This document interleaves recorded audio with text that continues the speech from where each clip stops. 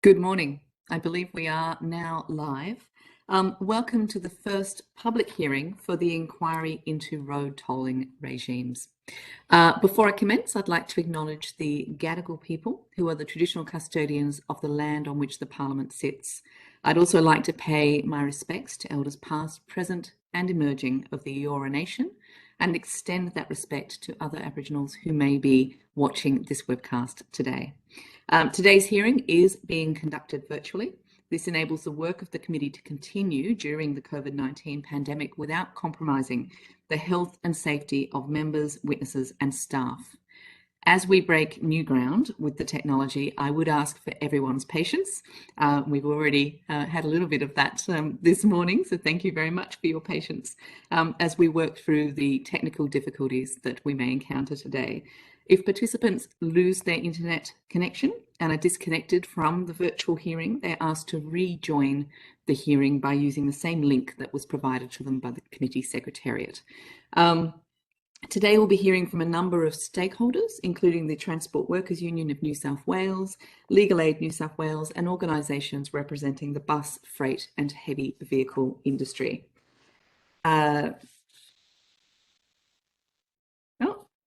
Apologies, I have lost my notes, which is great. There we go. Before we commence, I would like to make some brief comments about the procedures for today's hearing.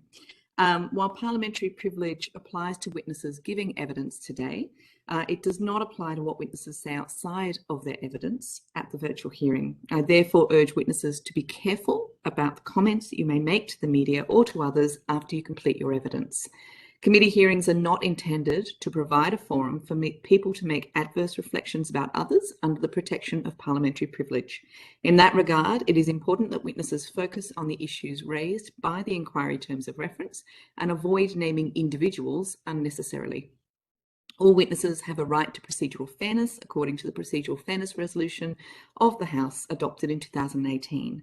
There may be some questions that a witness could only answer if they had more time or with certain documents to hand. In those circumstances, witnesses are advised that they can take a question on notice and provide an answer within 21 days. Today's proceedings are being streamed live and a transcript will be placed on the committee's website once it becomes available. Finally, a few notes on virtual hearing etiquette to minimise disruptions and assist our Hansard reporters. Could I ask committee members to clearly identify who their questions are directed to?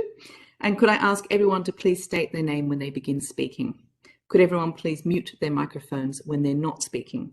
Please remember to turn your microphones back on, and there is always one in every hearing, so don't be worried if it's you. Before you speak. And if you start speaking while muted, please start your question or answer again so that it can be recorded in the transcript.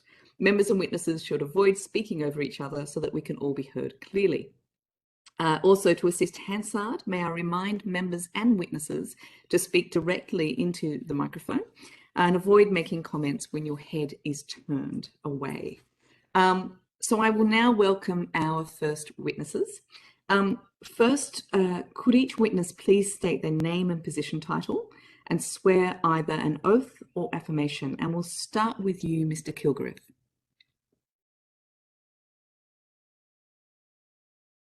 I believe you're on mute.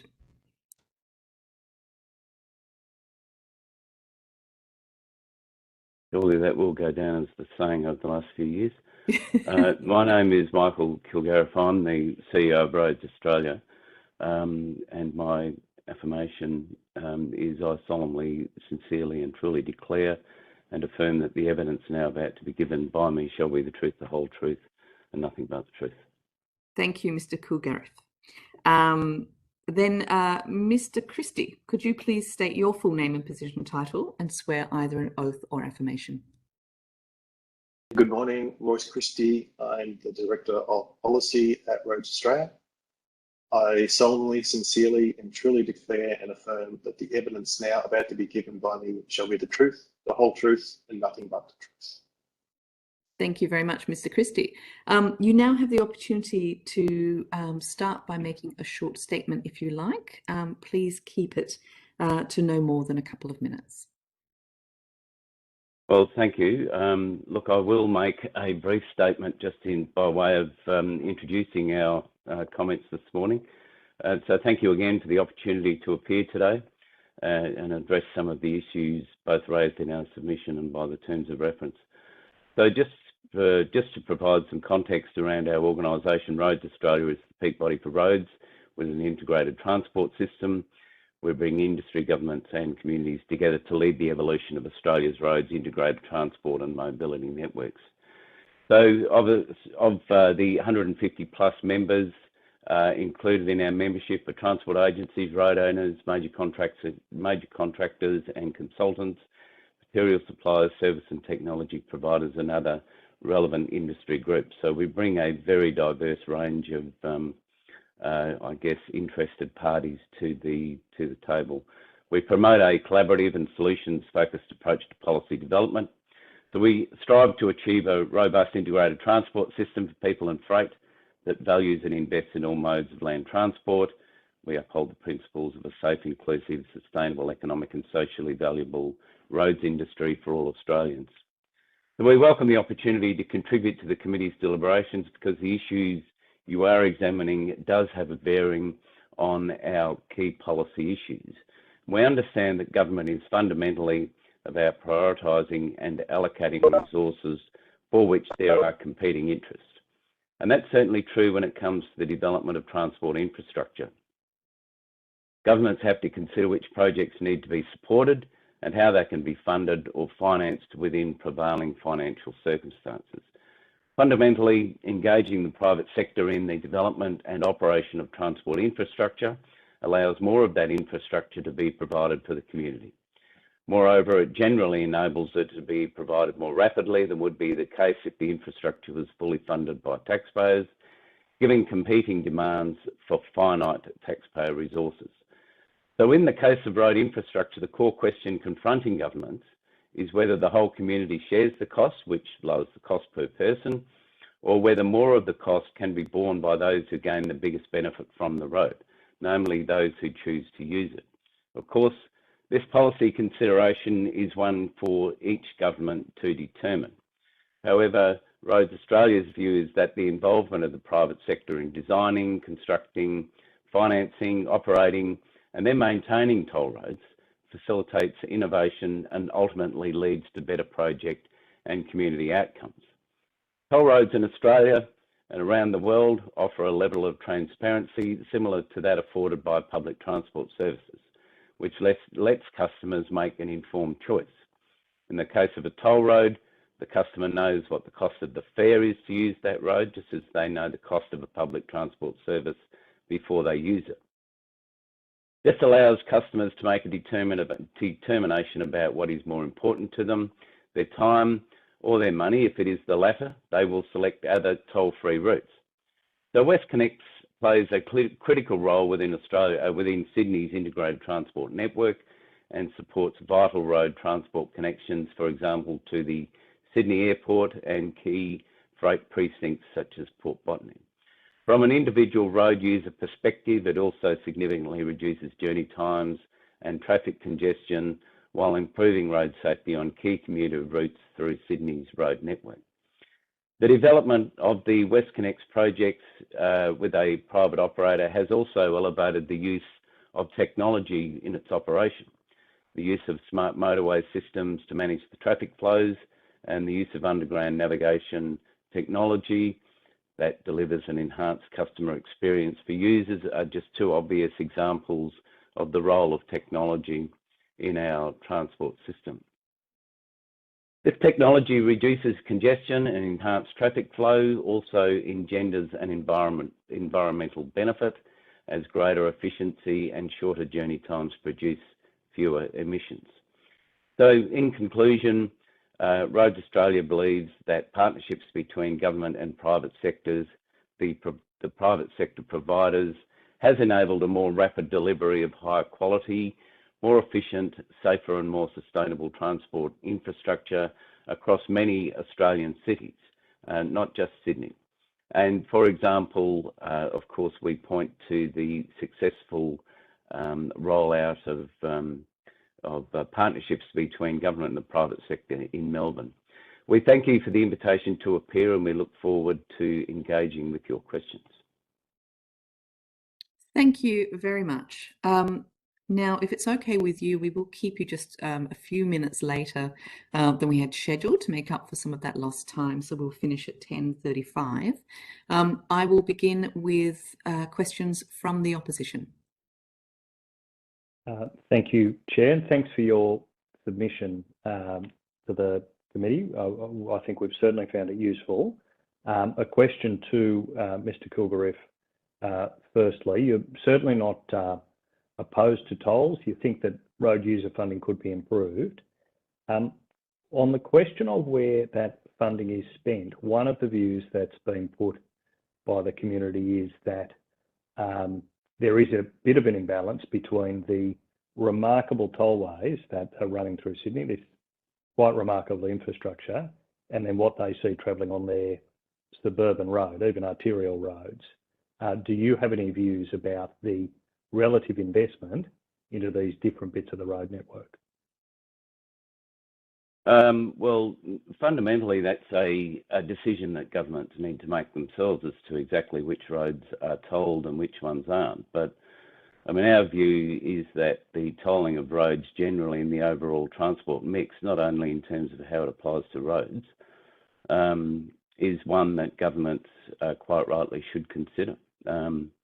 But I guess the mix and the spread and exactly where they're directed ultimately is a question that governments themselves need to make. And various governments around Australia have, I guess, chosen not to use tolls, but more generally, I think the more successful transport networks that apply across Australia are those where tolls are applied. And have you got any views about who is actually using those toll roads? So toll prices, relative toll prices obviously influence the mix of traffic. Have you got any views about who's actually on these toll roads and the relative balance between freight users, commercial users, some of those productivity boosting uses for the city, and, for example, a consumer travelling on the weekend? No, we don't have access to that that data down to that level. That's not sort of information that we have readily at our fingertips. I'm not quite sure whether, Royce, you've got anything to add from your perspective. No.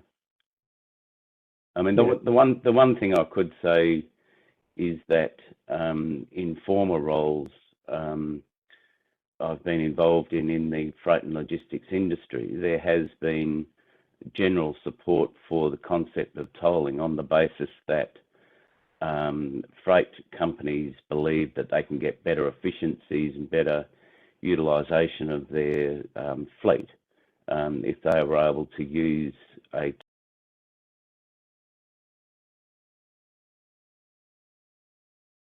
and how it applies, but generally freight companies in the past at least have been quite supportive of them on the basis that it gives them better utility.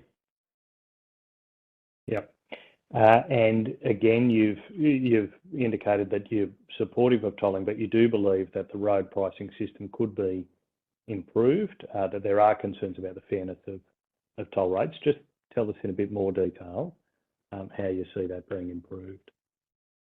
Well, I think you need to consider toll roads in the overall context of a general national debate that we've currently got underway in terms of how roads are generally funded, priced and maintained. And this is something that New South Wales has been considering with the approach to the charging for electric vehicles, use of roads. That's something that has been rolled out or is being rolled out in Victoria and also South Australia. So toll roads themselves, I think, need to be considered in terms of the broader overall debate around how we actually price, fund and maintain our transport infrastructure. Yeah, and I think clearly that's changing around the country, so it becomes quite an interesting policy question in a way it hasn't been in the past. There are very different rates of charging that are now being consider though a handful of cents a kilometre in Victoria, for example, or proposed for New South Wales, compared to quite significant charges per kilometre in the toll roads. Do you ever see those? How do you see those interacting in the medium or long term?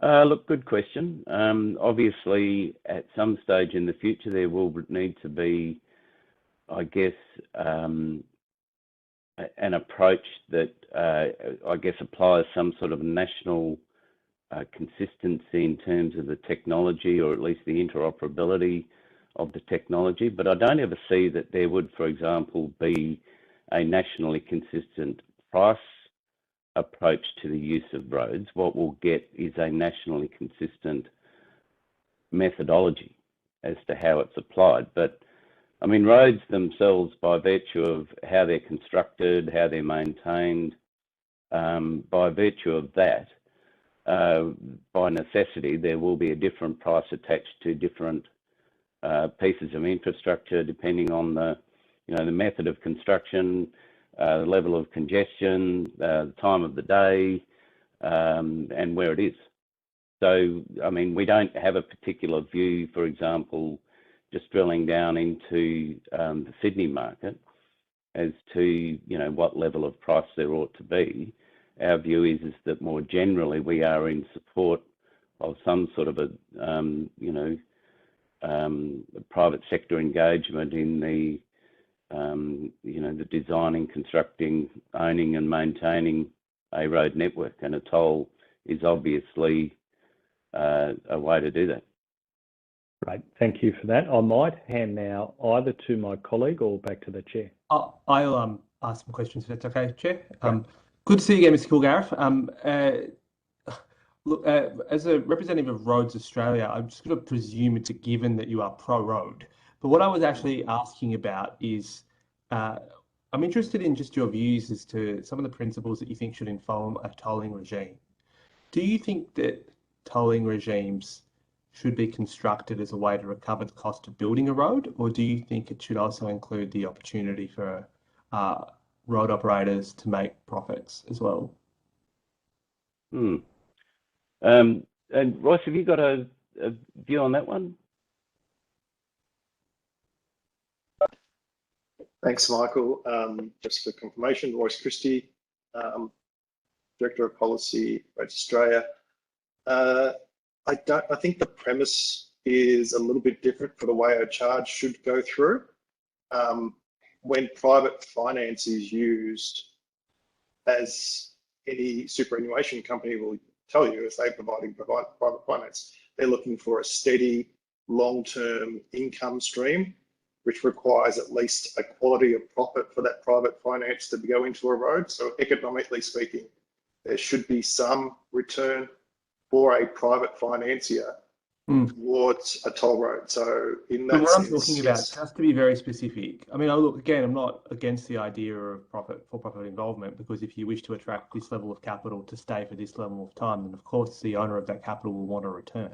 But from the perspective of the public, do you think that it should be the cost of recovering the construction plus finance costs plus a reasonable rate, or do you think it should be sort of what we've seen various parts of the network, which are tolls that exist for 40, 50 years that well and truly exceed the cost of construction and operation as well? Yeah, that's what I'm actually specifically seeking a response on.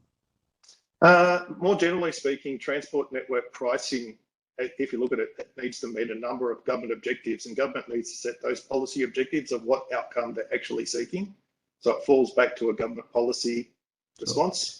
Broad brush speaking, if you're in, say, a rural area, you would have to pay less on a transport pricing system per kilometre than someone who was driving on a high-class motorway within Sydney. So that's a natural objective, but there are other policy objectives that government only can set. And I think the question you're actually asking falls really into that role of what are the objectives government's trying to obtain from the road itself. Look, I think in my limited time that remains, I've got one more question, which is to do with the transparency of how the tolling prices are set. Mr. Kilgariff, you made multiple points that different road users obtain effectively different forms of productivity benefit from it.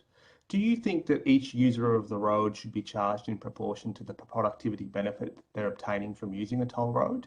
Is the first question. And secondly, do you think that the level of information about how toll prices are set, especially for the freight industry, are transparent enough for the freight industry to conclude that they are indeed paying according to the productivity benefit, as opposed to they're effectively cross-subsidising other road users? Yeah, look, I just, so what you're really asking me for is,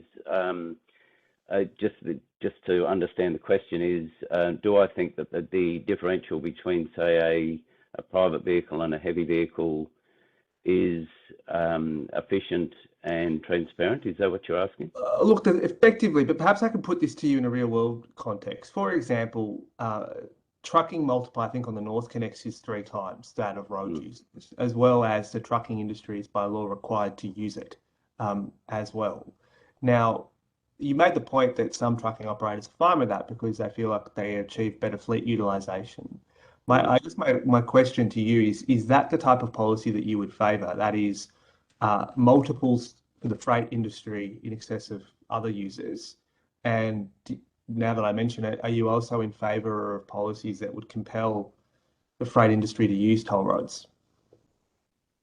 Well, look, for starters, we don't actually have the data that would enable us to be able to make a fair assessment as to exactly what the freight differential price should be, and we don't consider that to be necessarily our role. I mean, our role basically is to advocate for a better transport system, of which transport pricing is one of them. Why the trucking industry is being charged 3 times? Like, have you had, when you say you don't have the data, do you mean that that information has not publicly available, or you haven't been told why that particular number was reached? Well, look, I think it's undeniable that the impact that a B double might have on a road is quite significantly higher than a passenger vehicle would have, and so obviously there has to be a cost attached to that.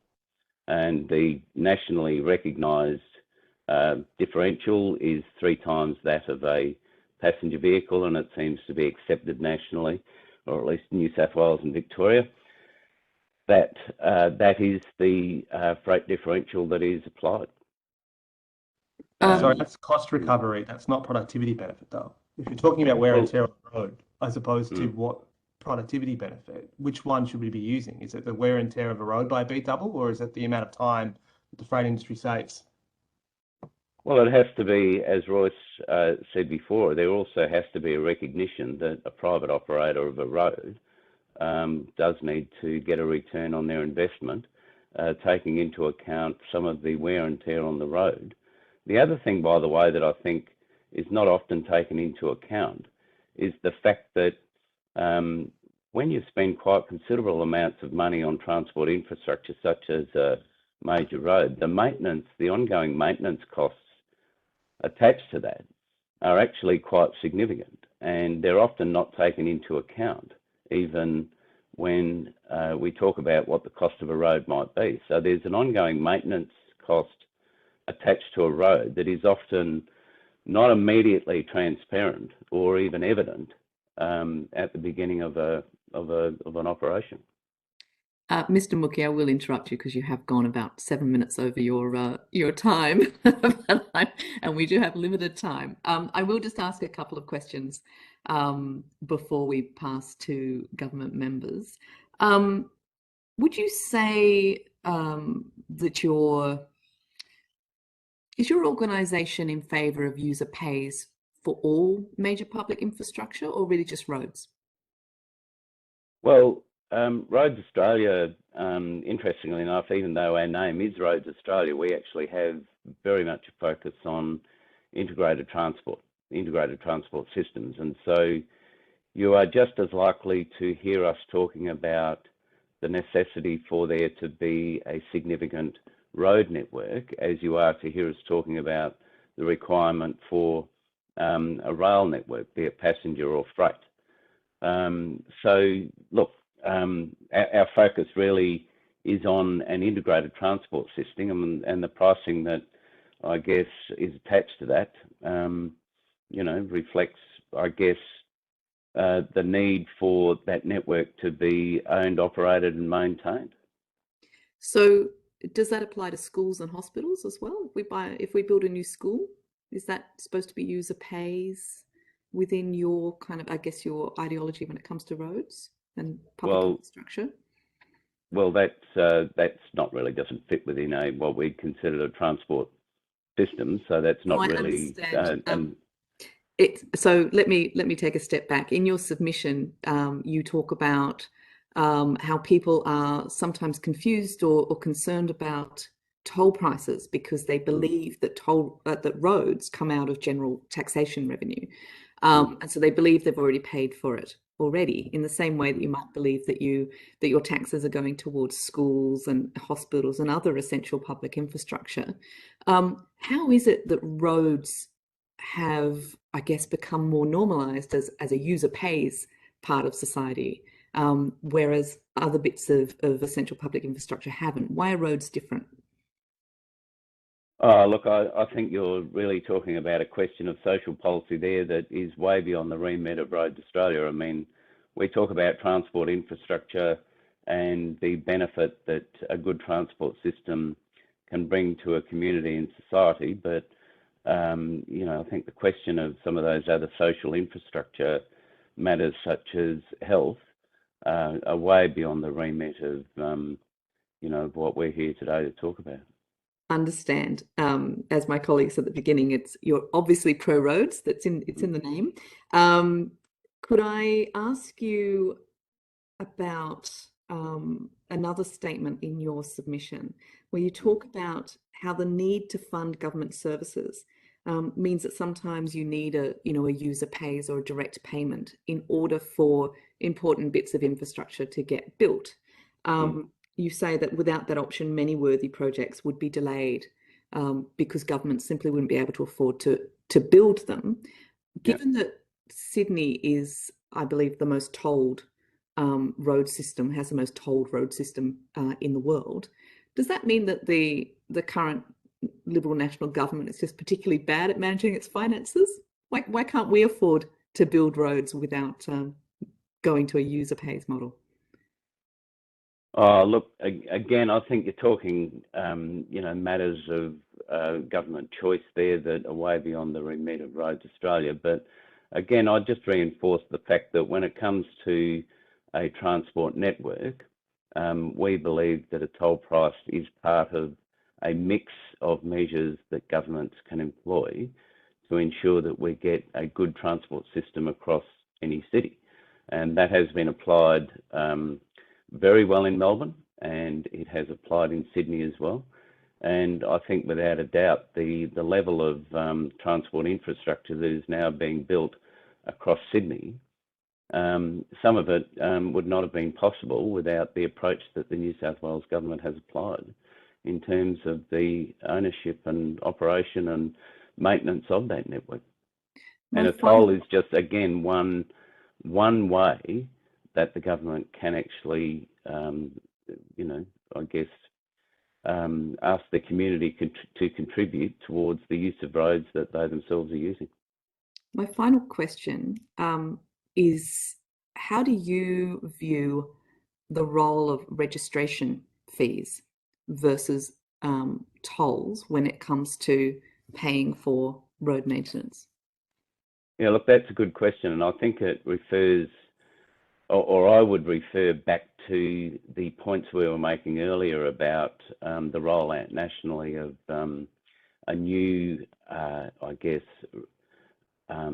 vehicle charge, especially when it comes to electric vehicles. I mean, the model that will apply in the future is still, to be frank, still being worked out, but I would see a day in the future where registration charges were minimised, and there would be a greater focus on, I guess, a road user charge as being a more fair assessment or a fairer way to, I guess, fund our transport infrastructure. But yeah, look, I think most proponents of a newer approach to road user charging in Australia would suggest that registration as a mode of raising revenue off vehicles is a thing of the past, or it will be in the future. Yeah.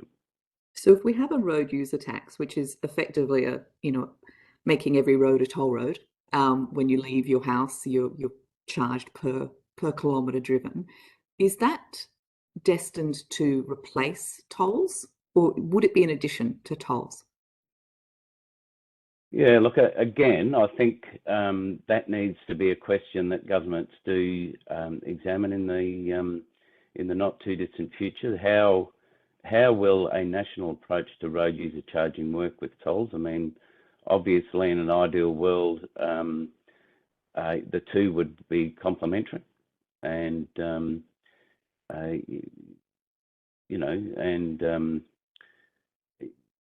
yeah, look, it's a question I think that really and I'm not here today to provide all the answers because today I don't have them, but it's a question that I think that governments really do need to be reviewing as we start to roll out a national approach to road user charging as to how it works across the entire national road network, not just across toll roads.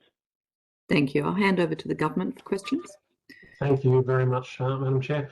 Mr. Kilgareth, just in terms of tolls, and of course tolls have been with us since about 1811 in New South Wales, but what's the alternative? If we weren't to have tolls, what would that mean? Would that mean that we would have less roads? Does that mean that we'd have less hospitals? Does it mean we'd have less schools? From your perspective, what's the alternative? Well, I think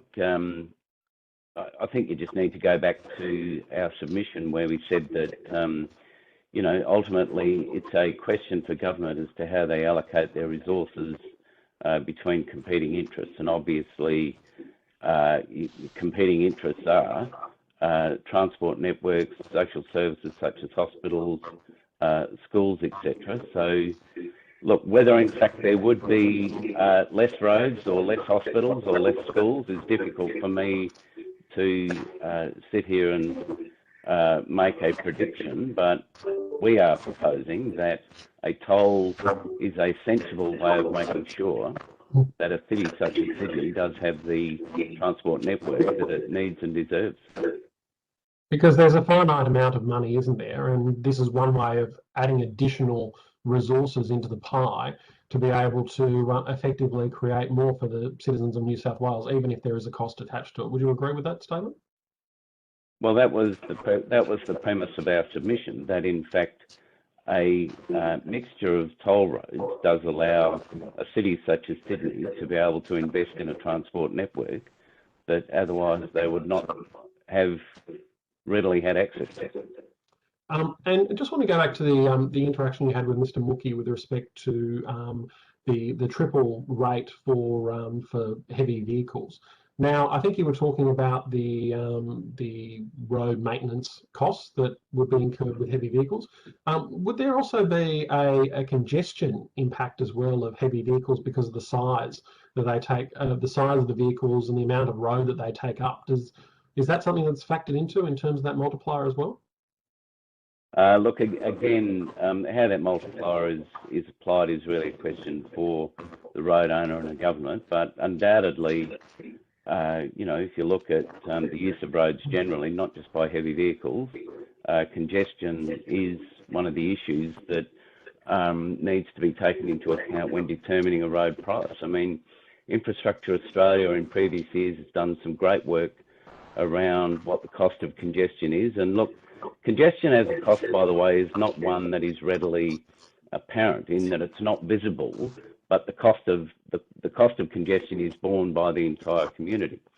So if road price or a toll price is utilised as one way to reduce congestion on a road, to maybe have people drive at different times, maybe use an alternative route, then that would be a good thing. Now, just picking up on that point as well, in terms of the road pricing mechanism and alternatives, so to speak, that you were talking about before, and looking at electric vehicle usage rates and that.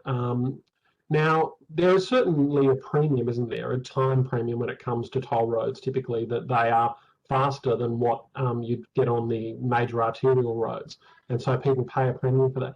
In a road user charge more broadly, like being applied to electric vehicles and that in the future, could you see a way that there'd be that ability to still have sort of a premium pricing based on sort of time savings and the time is money sort of assessment? Look, quite possibly. I mean, I'm mindful of the fact that there's a whole separate debate going on at the moment across Australia, but New South Wales, Victoria and South Australia in particular, as to how we actually do levy some sort of a road user charge on electric vehicles. But look, you know, I guess if I were to give you my thoughts today on how I think that would apply, obviously there would be a different price attached to different pieces of infrastructure. There would be a different price attached to time of use, and there would also be some sort of a price attached to the level of congestion that there may be on a particular piece of road. Again, the use of toll roads is a tool that governments are using to ensure that we get the infrastructure that we need now. But look, there's a whole new debate underway nationally as to how we actually apply some sort of a road user charge to electric vehicles and how that will work with tolls. Thanks very much, Mr. Kilgara. Thank you. I believe we are out of time unless, no, Shane's given me a nod, that's fine. Okay, unfortunately we're out of time. We did start late. Thank you so much for your attendance this morning and for answering our questions. I don't believe you took any questions on notice, but if there are any supplementary questions, the committee secretariat will be in touch. Thank you very much. Thank you. Pleasure.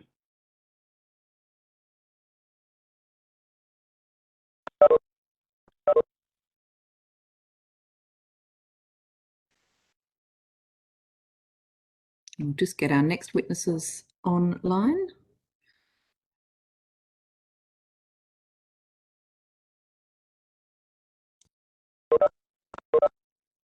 Oh, hang on, something's happened. Okay, all good. Thanks, bye.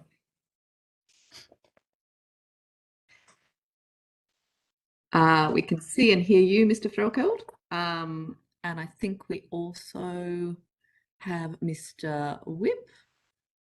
And I can see Mr. King as well. Can I just check, Mr. Whip, that you can hear me? Loud and clear, I can hear you. Fantastic. And Mr. King? Yes, I can hear you loud and clear. Fabulous. Okay, let's get started. So I now welcome our next witnesses. Could each witness please state their name and position title and swear either an oath or affirmation? And I will start with you, Mr. Threlkeld. Morning, my name is Matt Threlkeld. I'm the Executive Director at Bus New South Wales. I solemnly, sincerely and truly declare and affirm that the evidence now about to be given by me shall be the truth, the whole truth, and nothing but the truth. Thank you very much. Mr. Whip. Yes, good morning. My name is Philip Leslie Whip. I'm the Industry Development Manager at Bus New South Wales. And I solemnly, sincerely and truly declare and affirm that the evidence now about to be given by me shall be the truth, the whole truth, and nothing but the truth. Thank you. Thank you very much. And Mr. King. John Douglas King, President of Bus New South Wales and Bus Operator of Premier Motor Service. And I solemnly swear that the evidence we are about to give the Commission is the truth, the whole truth, and nothing but the truth. Thank you very much. I'd like to invite you to start by making a short statement. If you keep it to no more than a few minutes, that would be much appreciated. Hey, good morning. Thank you for the opportunity to participate in the hearing. Bus New South Wales is the peak body for the New South Wales private bus and coach industry. Our members provide essential services and provide a key interface with the travelling public. Bus New South Wales' mission is to foster the efficient and sustainable growth of public transport in New South Wales and to promote the benefits of bus and coach travel. For some context, bus operators are divided into two broad groups. operators who provide bus services under contract to Transport for New South Wales, including route and school bus services in the Sydney metropolitan, outer metropolitan and rural and regional areas. The cost of tolls for metropolitan operators in this group is generally factored into contracts and absorbed by the New South Wales government. The second group is the long distance tourist and charter sector. Operators in this sector are not protected by state government contracts and manage their costs via the fares and higher costs that are charged to customers. And the cost of tolls is a burden for these operators as it affects the customer value proposition. Further to our submission, which focused on 4 issues in the terms of reference, we'd like to emphasise 2 main points. The first is toll relief, and that our members who frequently use tolls don't have access to free vehicle registration like owners of privately registered vehicles. Further to this, and due to the impact of COVID on the tourist and charter sector, Bus New South Wales has made 2 requests over the last 12 months to the New South Wales government to waive all toll costs from New South Wales toll roads for buses and coaches over 4.5 tonnes with a C-Bus registration for a 12-month period. Bus New South Wales was advised that this decision to waive or reduce a toll payable for using a toll road is a matter for the New South Wales toll operators. It is concerning that the New South Wales government doesn't have this lever to pull as an important COVID recovery support measure for the industry. The second point we'd like to make is that whilst the terms of reference refers to the tolls paid by trucks, buses and coaches in New South Wales are subject to the same charges as trucks. In other words, buses, like trucks, generally pay 3 times the toll of cars. We consider that tolling needs to recognise the difference between the task performed by trucks and buses. While buses and coaches are heavy vehicles, they provide social and environmental benefits that do not apply to freight vehicles. As per the introductions, John King, who is the president of Bus New South Wales, also operates bus and coach services and is based on the south coast of New South Wales, and Philip Whipp is from the Bus New South Wales team, so we'd be happy to take any questions from the committee. Thank you very much. I understand that you do have limited time with us today, so we're going to be as quick as we possibly can. I will start with questions from the opposition. Thank you firstly for your submission. Look, it was very helpful, and in particular your recommendations about where this might head in future were really useful.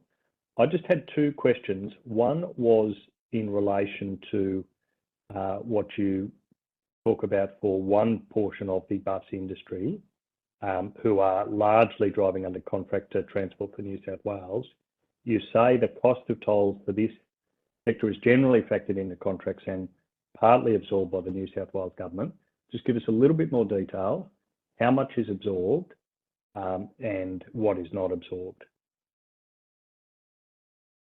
John, yeah, I guess the short answer is that the majority of the cost should be absorbed, but obviously we're talking about a tendering environment, so the operators involved, and it is a small number, and this is predominantly around the M2 motorway and services that operate to and from the city to the Hills District, but it's up to the operator to factor in those tolling costs to their tender. So obviously the contract period could be 7 years or more, and the operator would need to be able to factor in the cost for that period. So I guess our comment in relation to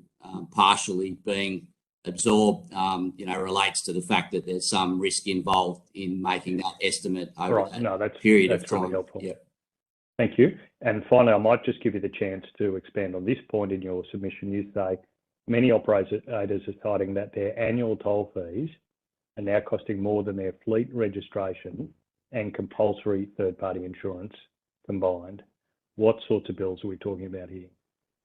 Oh, we're talking about, several $1,000s. So, subject to, the operator involved and where they're based and what their CTP is. But, we're talking, I guess, in the vicinity of, $3,000 to $5,000 per annum. I'm not sure if John can provide any further information on that, given he's an operator. So, yes, I will put some evidence into that. I'll give you an example pre-COVID. We have a depot at Smithfield, and in 2019, we spent $300,000 on tolls. Yeah, incredible. Very. Gosh. Thank you. I might hand back to the chair. Thank you, Mr. Graham. And thank you for your submission and, as my colleague said, for really setting out the impact that that tolls can have on the bottom line of some of this state's smallest business owners. Really, I wanted to ask: do you know how the situation in New South Wales differs to other states that have toll roads, particularly in relation to treating buses the same as trucks when it comes to the rates of the toll? Is that the same in other states in Australia? To be honest, I don't have that information. We'd be happy to take that on notice and come back to you. We've done some similar work, recently in relation to heavy vehicle licensing and bus driver authorities and what applies across the other states. And, we certainly found that there was some significant, variations across the states in terms of the age for someone to obtain a heavy vehicle license or a bus driver authority. But in terms of tolling, we haven't done that work, but we'd be happy to do that and provide that information to you. That would be great if you could take that on notice. Yeah, sure. And I guess, because we have so many tolls in New South Wales, it's going to be a more significant burden here than elsewhere. But I am interested in that treating buses as in the same class as a truck.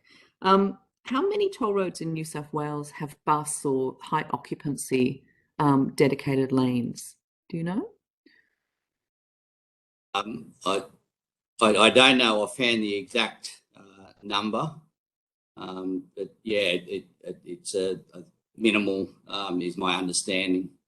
But once again, we'd be happy to do some further work in that area if it would be helpful.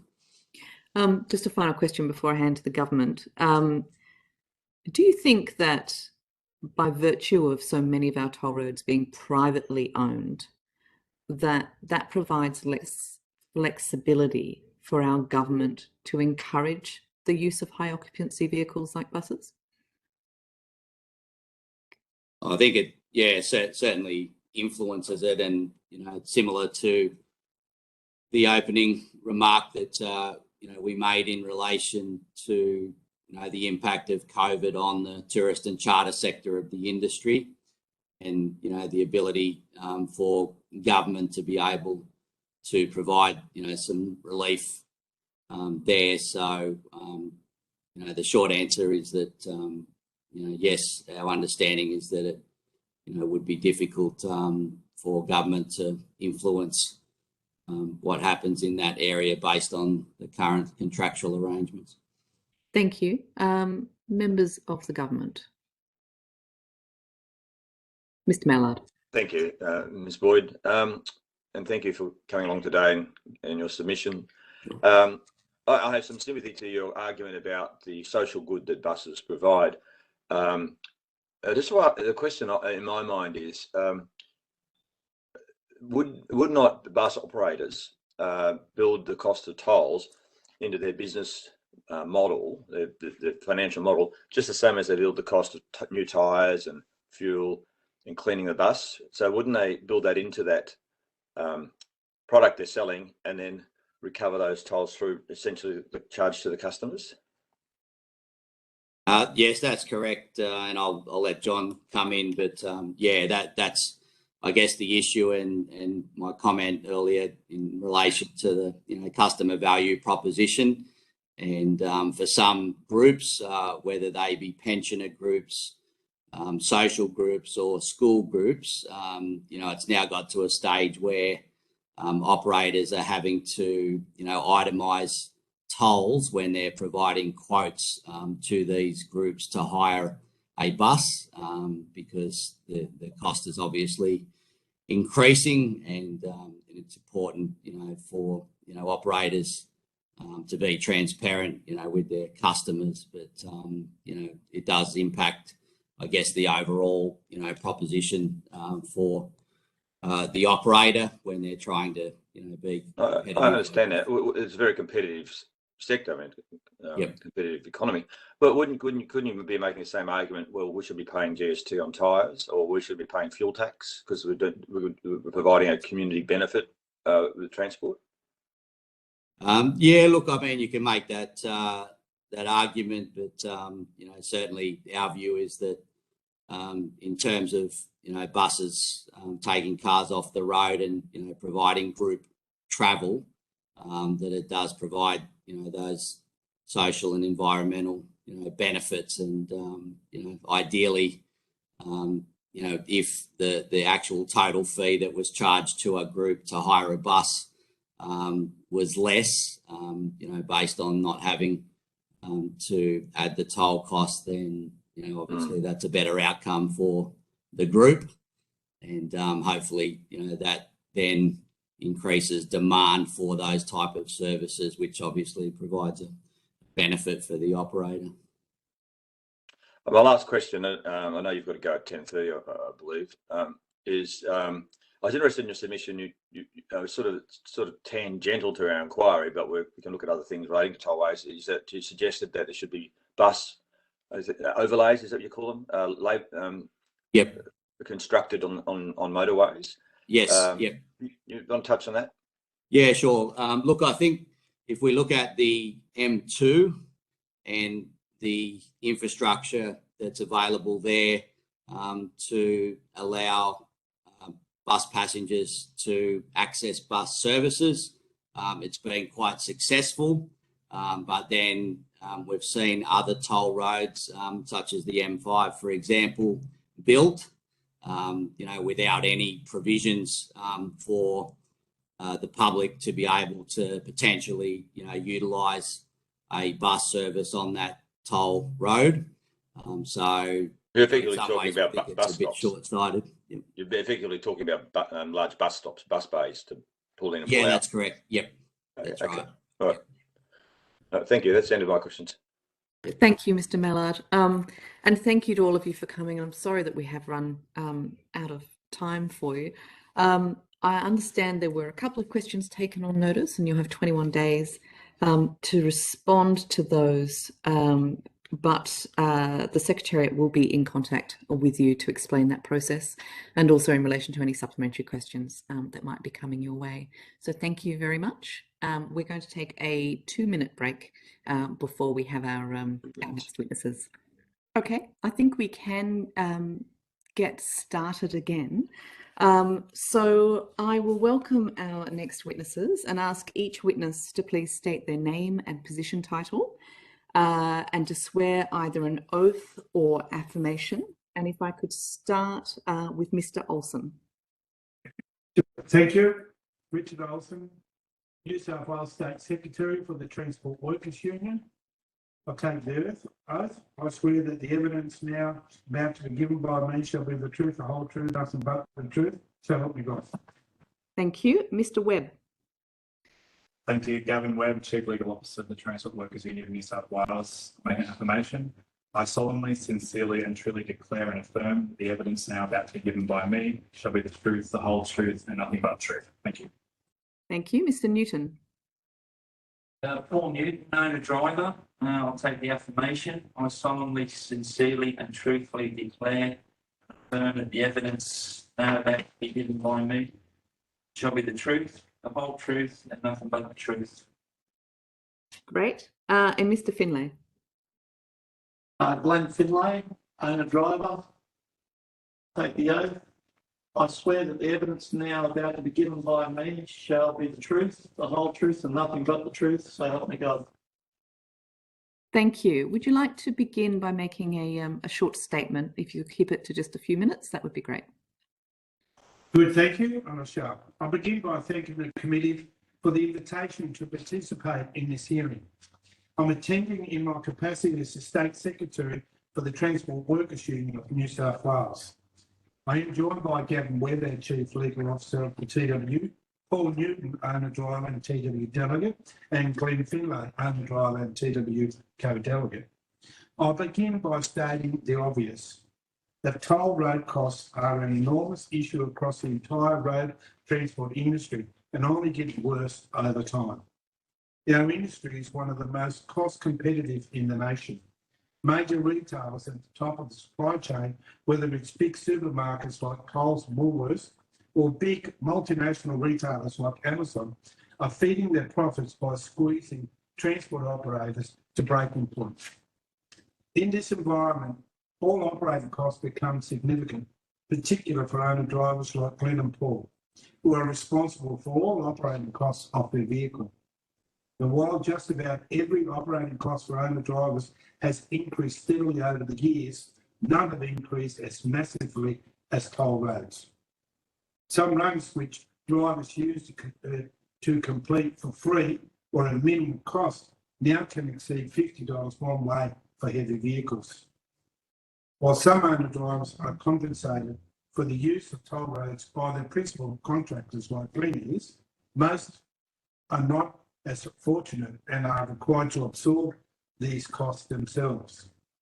But the enormous toll cost are now so out of control that the road transport industry is beginning to boycott them altogether. And of course, the problem only continues to get worse. 7 toll roads are due to increase their tolls this Friday, the 1st of October. These increases will mean that the toll on North Connects, which hasn't been open for 12 months, has already gone up by more than $1 per vehicle. I believe we are currently at crossroads where this inquiry presents an opportunity to put an end to the rampant growth in toll roads we've seen over the past 15 years. I thank the committee once again and look forward to continue being part of this process. Thank you. Thank you very much. And just before we commence questioning, because you are all in the same room, when you're answering questions, if you could identify by saying your name, just so that we can record it for Hansard purposes, that would be very useful. I will hand to the opposition. Right. Thank you, Chair. I might direct this comment and question to Mr. Olsen. Firstly, thanks for your submission. It's been very helpful for the committee. Thank you also for speaking up for truck drivers on this set of issues. That advocacy has been very welcome. The most concerning bit of your opening address for me is where you indicated that the transport industry is beginning to boycott these toll charges altogether. Just tell us, what do you mean by that when you say that toll costs are out of control and this is heading towards some sort of boycott? Sure, thank you, and thank you for the question. I have before me a toolbox briefing put out by Toll on May the 21st, which I'm comfortable in tabling, and it says this under the heading of Toll/ETAG Road Usage Update. We thank you for your cooperation in reducing toll road use. That's the first point. They're encouraging truck drivers not to use the toll roads. This is a reminder, it goes on to say, to ensure you are not using toll roads unless you have authorisation to do so. And this becomes now more relevant and important. In most cases, the cost of the toll road outweighs any benefit we receive from using them. As on a toll letterhead, been given to our membership by toll over at the Woolworths yard, where there is over 300 drivers that could be utilising these roads, that could be stopped using public roads and filling them up with trucks, and by actually using toll roads. But they're being encouraged to, and I've been clearly identified by the toll group, that they do not wish for truck drivers to use the toll roads because there is no benefit to the company in using those. And that's the crisis point. We'll see more and more trucks on our public roads rather than using a proper constructed tollway at a reasonable cost. They will be using public roads, and they will obviously will be bearing costs for that in other places, such as maintenance of our public roads, rather than having them use the toll roads, which is what its design was for. It's not conducive. And this is obviously, Mr. Olsen, I might just stop you there to say this is obviously the opposite of what the public was promised with these toll roads. This was about getting right on the toll roads, trucks off the streets. This is a major transport company. They wouldn't have done this lightly. This would have been the subject of considerable examination of what their actual costs were and the potential time benefits they got. Is that correct? Yes, absolutely. That is correct.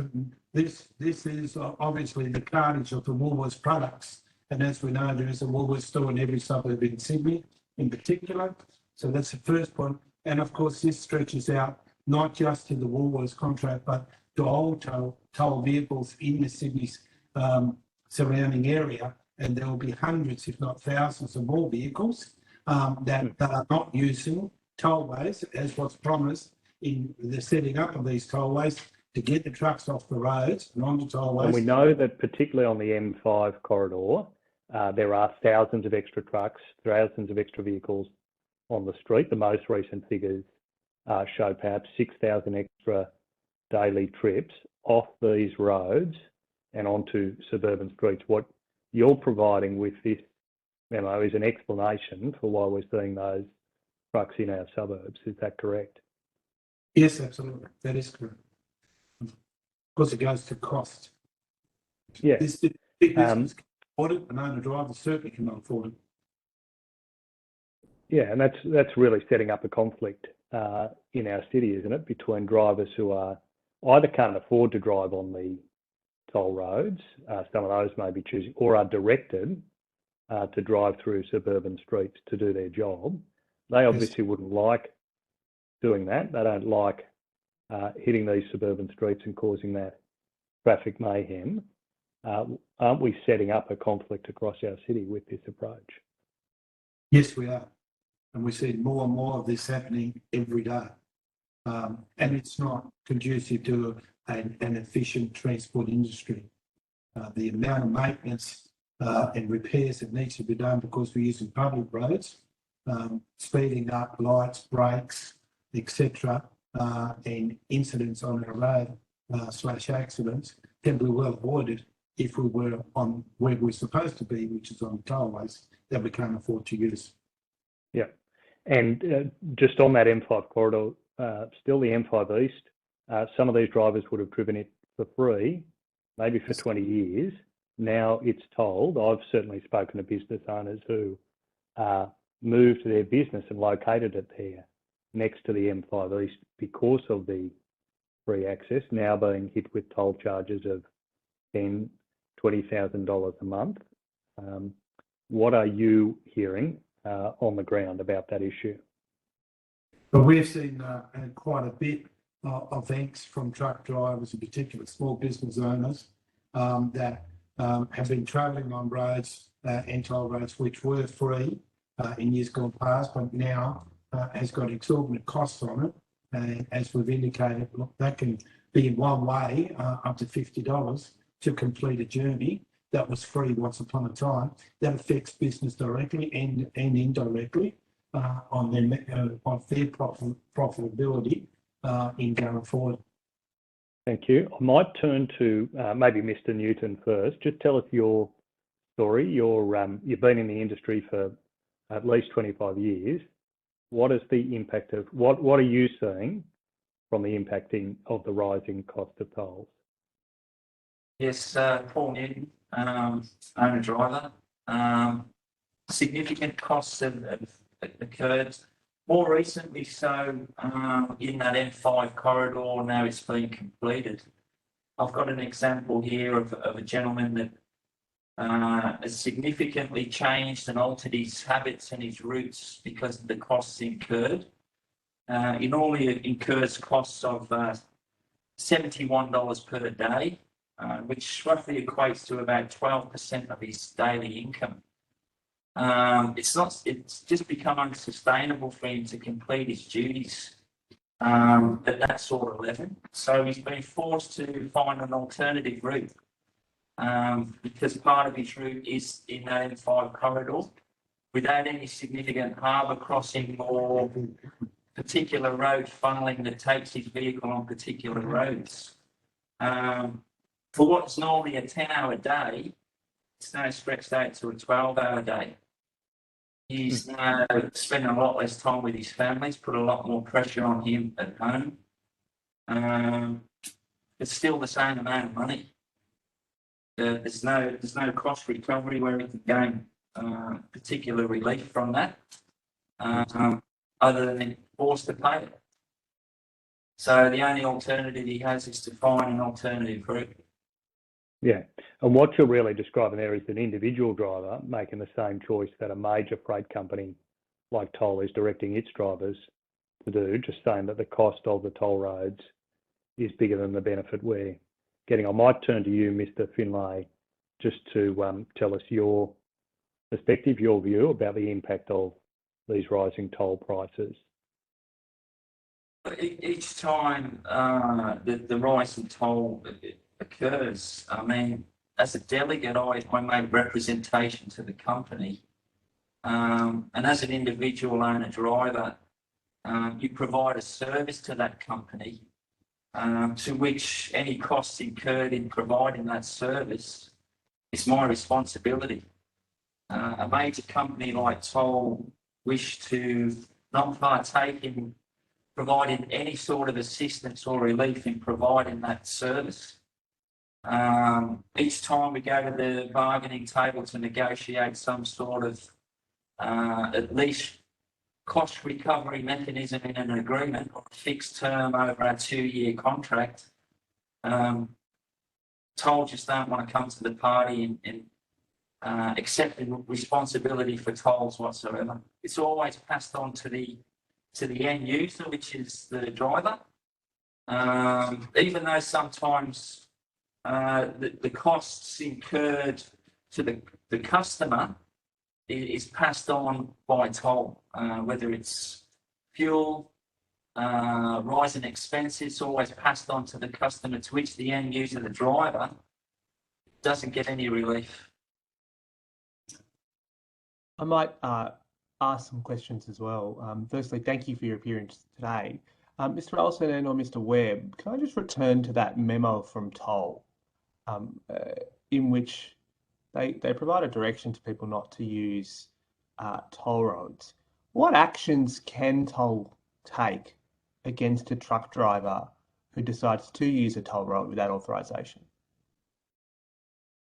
I mean, it depends if they're either an employee driver or they're an owner driver engaged by Toll. But in both circumstances, I would say that they would be reasonable directions that they've given to those workers. And if they refuse to comply with it, they could face disciplinary action. They could get written warnings. They could be breached on their contracts if they're contractors. And to that end, if it continues, they could be terminated and lose their job altogether. So there is that increased pressure upon the driver to comply with those directions as well, even if they're an owner driver, and may actually increase their cost base by complying with those directions as well. So effectively, we have a scenario in which a major tracking operator is telling its drivers, you either use your local roads or you risk your job. Yeah, that's exactly right. And we recently did make an amendment to the relevant industrial instrument that applies to all owner drivers in New South Wales in relation to tolls. where we did seek a claim where all owner drivers that are covered under the general carriers contract determination would receive some compensation for tolls.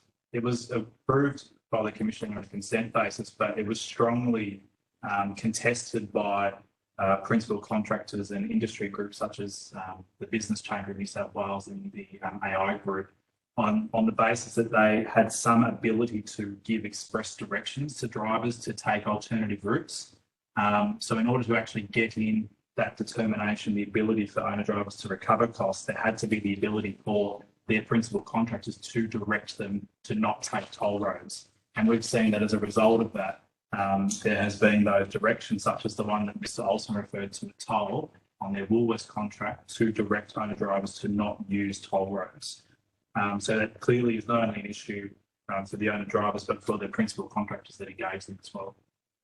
And look, I might ask you shortly some questions about that matter that you brought earlier this year as well. But before I do, just to be clear here, Toll is the biggest or the second biggest trucking operator in the country, correct? Yeah. Largest, yes. Yeah, it has a market share of 7%, 8% nationwide, and much higher in the freight logistics or container freight industry. That's correct? Yes, that's correct. So if we can infer that Toll has decided that there's no economic benefit for them to have their fleet on toll roads, doesn't that send a message to every other owner driver that if you use a toll road, you're doing it at your own expense? Absolutely. And that's why we see more and more trucks on the public roads.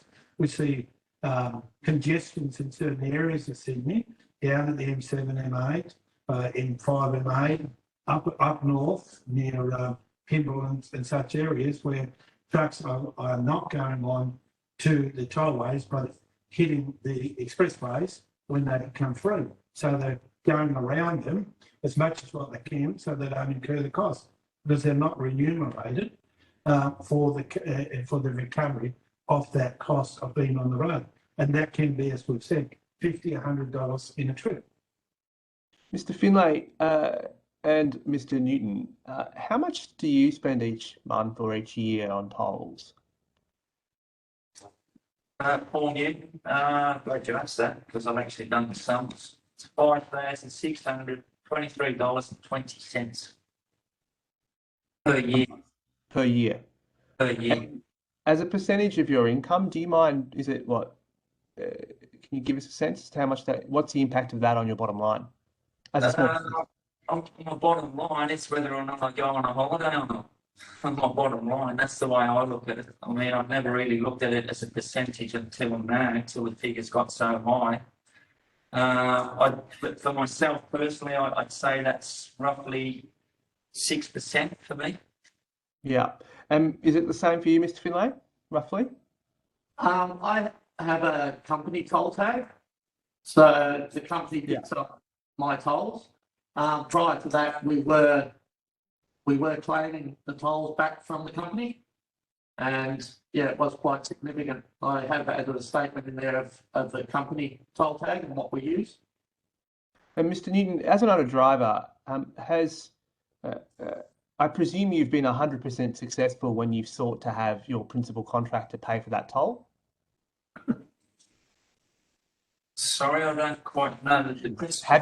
Have you managed to successfully persuade your principal contractor to pay your tolls? No, never. So you have to pay for it yourself? The principal contractor has never once paid my toll. And you represent how many owner drivers? In the Banksmeadow depot, about 120. And is this a similar expense for all those 120 owner drivers? It varies run to run. But where there's a harbour crossing involved, there's a toll cost incurred every day, yes. So to put it plainly, there's Buckley's chance that a small business like yours can pass the cost of tolls on to anyone. Is that correct? Well, I'll give you an example. There was a driver. His run was reorganised where he was asked to do excessive deliveries beyond his normal day to make up for his day because his work had dropped off somewhat. Now, to complete that function, he was actually had to do a harbour crossing in a truck. So when we worked out what the cost was going to be incurred to that owner driver to perform that function on behalf of the company, it was in excess of $40 odd. Now, he was out of pocket to perform that work for the company. So I successfully negotiated with the company for him not to do that work because he would have been out of pocket to perform that function. So the company did no more than to take that work from him and pass that on to an outside hire driver, which it engages from another company. And he had to incur that cost with no choice because he wasn't represented by a union. My time has expired, but I otherwise would have asked you what you would like to see change. But I'm sure the chair might ask you what specifically you would like to see change or recommended. I will indeed, Mr. Mookie. I will get to that. Thank you. I might start with you, Mr. Newton. I just wanted you to talk me through. So we now have the new North Connects. As an owner driver, if you're traveling south up the Pacific Motorway, and you now have the option of going through North Connects or taking another route. First of all, how much is the toll going to be if you take North Connects? And if you don't want to take it, what are your options? I think personally for me, I drive a vehicle that's a lot less, the charges are a lot less for my vehicle than a truck. From the truck drivers that I speak to, most of them they're forced into the North Connects by way of tonnage on roads, and the fine from the camera if they don't take it. So basically, they have no choice other than to take it and incur the cost. So they can't. Sorry, just to clarify, so they can't go on Pennant Hills Road anymore, which is what they used to do. So they have to take North Connects. That's correct, because there's a camera set up. If they don't, and they're not delivering within that area, then they incur a cost that's greater than the toll, much, much greater than the toll. So effectively, toll roads are sort of put up as being this alternative for people who want to get somewhere quicker. That's how they're sort of marketed to the public. But from what you're saying, these truck drivers have no choice but to take that toll. So a trip that used to be free is now costing how much in a toll? This is Gavin Webb. It's about $61, I think, each way.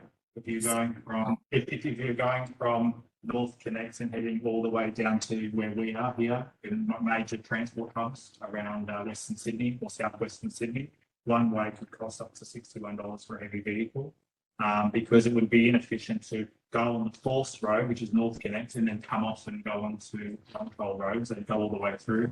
About $61. I think if you're just taking the North Connects, it's roughly about $25 each way, which they're forced to do, which they wouldn't have to do otherwise. Otherwise, I think they cop around the fine close to $200, I think it is. $194. So when North Connects opened with much fanfare and flourish, there were truck drivers across the state knowing that now they were going to be $20 odd worse off every time they made a trip that used to be free. Yes, and leading up to the opening of North Connects, we actually we held some actions and convoys with truck drivers who were very upset and disenfranchised with the opening of North Connects because they saw how much additional cost it's going to add to their bottom line that they could not avoid, and they had extreme difficulty knowing they weren't going to be able to pass that on to their principal contractors and had to wear that cost themselves. Thank you. You mentioned in the submission the example of Epping Road after the M2 became operational. Could you just clarify what you mean about it being reduced to a 2-lane road? What happened there? Was that designed so that trucks couldn't avoid the M2? What was that about? Which part of the submission are you referring to? Sorry, it's I don't know which page it's on. I'm looking at some summary notes. Epping Road? Epping Road. There was a suggestion in your submission that after the M2 became operational, it was reduced to a 2-lane road on Epping Road, which then created congestion. In lieu of the 3-lane highway that it was reduced to 2.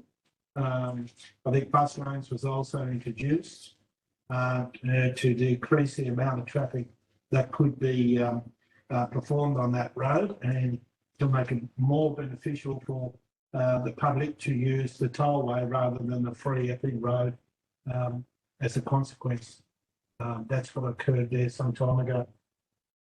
Okay, thank you. So a similar situation then in terms of not being given the option to take what used to be a free route because you're now forced to use the M2, or effectively, I guess you could sit in the congestion and have a much longer journey. That's still permitted, is it, on Epping Road? Yes, it is, absolutely. And if I just may, on the North Connect, there's a lot of transport between the Central Coast and Sydney that is now used, forced to use the North Connect. So there's a lot of transport companies that have no choice, and therefore they're doing between 6 to 8 return trips in a 24-hour period. And we heard that during the opening of the North Connect. So they're hundreds, if not thousands of dollars out of pocket with nowhere to recoup that cost. But just as a result of the opening of North Connect, it cost the industry significantly, and a lot of companies, a lot of transport companies who can't between, if we can say Sydney and Newcastle, who are forced to use the North Connect, is now paying to the tune of 4 to 6 to 8 return trips a day. And that's hundreds of dollars a day, if not around about $1,000 a day, times that by 6, 8 trucks, 5 to 6 days a week. It's thousands upon thousands of dollars extra in costs. That's not recuperated by the private or small business operators. So if even the primary contractors can't avoid North Connects, for example, at what point does that significant additional cost end up getting put onto consumers of whatever the goods are that's being conveyed? Will there come a time when the toll companies can't, when the freight companies can't afford to absorb those costs? Do you think we'll end up seeing an increase in consumer goods and prices? Not in my experience would that occur. I would think that where the cost would be laid and borne will be by the small business operator / owner driver, person who is carding for the big transport companies and the big businesses at the other end of town. They are the people who will actually bear the cost of this. And we don't see and have not seen that these costs are passed on to consumers. Because obviously somebody should pay for it, and it shouldn't be the driver of the vehicle, and the owner of that vehicle should not have to bear all that cost, because the margins in which they're already operating on is very, very low, because it is very competitive. And I think if we look at the example that Mr. Olsen referred to earlier, if Woolworths, which is one of the largest retail companies in the country, is obviously putting some kind of contractual pressure upon toll, one of the largest transport companies in the country, to not use toll roads, I think that shows the extent of pressure the lack of pressure that can be pushed upwards, back up that chain towards retailers, and therefore that cost being passed on to consumers. So it is very likely that it is transport operators, and therefore to that extent their employees and owner drivers, that are more likely to be impacted rather than consumers. Understood. Thank you. In terms of the thousands of dollars in tolls each year that particularly owner drivers are being required to pay to drive on the tolls, are you aware of many of your members getting into debts because of that amount, and specifically in debt to the toll road operators? We certainly have. We've heard stories that in the cartage of dirt, soil cartage, that were utilising the tolls. We heard stories there of small business operators collapsing because of costs. And we've seen that also done with small operators carting for their bigger transport companies such as Linfox and Toll for that matter. And I think there is an example in here where it's identified as Linfox being carted for Linfox that Alibaba actually were virtually broke on. Yeah. So there is certainly examples around where this has just been the thin end of the wedge there that they couldn't operate any longer. So we have seen small companies go broke as a result. And I think one of the biggest concerns for us is that if there is that extreme pressure placed upon transport operators to not be able to afford tolls and going to debt on toll costs, then what other costs are they cutting, particularly in relation to maintenance and safety, and also what they perhaps pay their employees or drivers as well? Because that one example that Mr. Olsen was referring to, I was involved in. We initially investigated this company because they weren't paying drivers correctly, but upon investigating this business, we realised that they actually had thousands upon thousands of debts in toll notices they couldn't afford, and that they also weren't maintaining their vehicles properly. They couldn't, in some instances, couldn't afford proper insurances.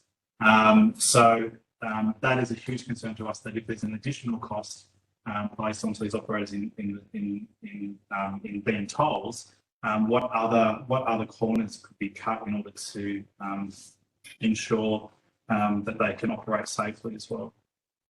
That's incredibly concerning. So maintenance not being kept up to date, presumably perhaps driving longer than they might otherwise, doing other things, as you say, to cut corners and to try and make ends meet because of this, what can be 6% of total income being paid in tolls.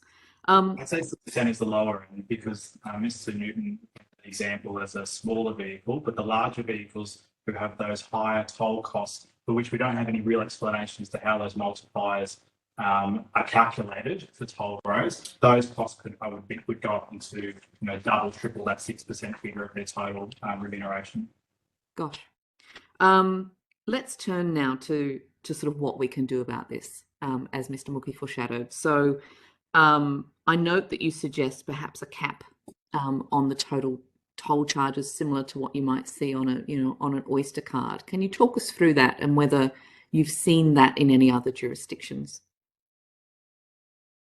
Well, we'll certainly talk to it, and starting with it, we've sought from both Transurban, who is the owners of all these toll roads around Sydney, other than two, that there ought to be no new tolls being implemented in Sydney during 2020, 2021, and whilst the pandemic is still upon us, and we're trying to all work through it. We've also sought for a daily or weekly cap on the tolls on the commercial vehicles, certainly in the same way as perhaps similar to the Opal card travel caps. Enterprise agreements awards in Chapter 6, as we talk about small businesses / owner drivers, that they need to pay for the reimbursement of any tolls usage by the principals on all occasions. And also that the government should make cost recovery easier by locking fairer payments in for toll compensation into legislation. Owner drivers should be paid within 30 days at the very most to ensure that the cost recovery is meaningful and that we're not waiting. In certain instances, we've seen people waiting for their payments to be made to them for more than 120 days. That is 4 months from the time in which the work was actually performed. You can imagine how many times you need to have the amounts of money available when you're out waiting for 4 months. So that is, in our view, just disastrous, and we'll see more and more small companies going to the wall as a result. So we need a much fairer system.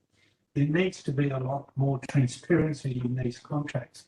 We need to ensure that we're made aware of what's going to happen in the transport industry and driving on these roads for decades to come. And we have more than 4% now being added to the costs for tolls each and every year for decades, and we had no input into that. No owner driver, no small business people had an opportunity to actually address that before it became a contract and became law. But now we're stuck with it. Not only we're stuck with it, but in certain instances, as we've talked about here today, we have no alternative. Because there is no alternative. North Connect does not provide an alternative. You must use it or you can't get it out of Sydney. And if you wanted to bypass that, you have to take the additional costs and go the other roads, which is public roads. And there'll be more maintenance to be done as a result of that. So therefore, the community pays twice. So there needs to be much more openness and transparency in the way in which these contracts are actually produced and become part of our ongoing lives as a ordinary user or a small business operator in the transport industry. Because if this continues, it will be such a burden around the small business people's heads that more and more will go broke, and that will be to the detriment of our society. Thank you. In relation to the, just coming back to the idea of the cap,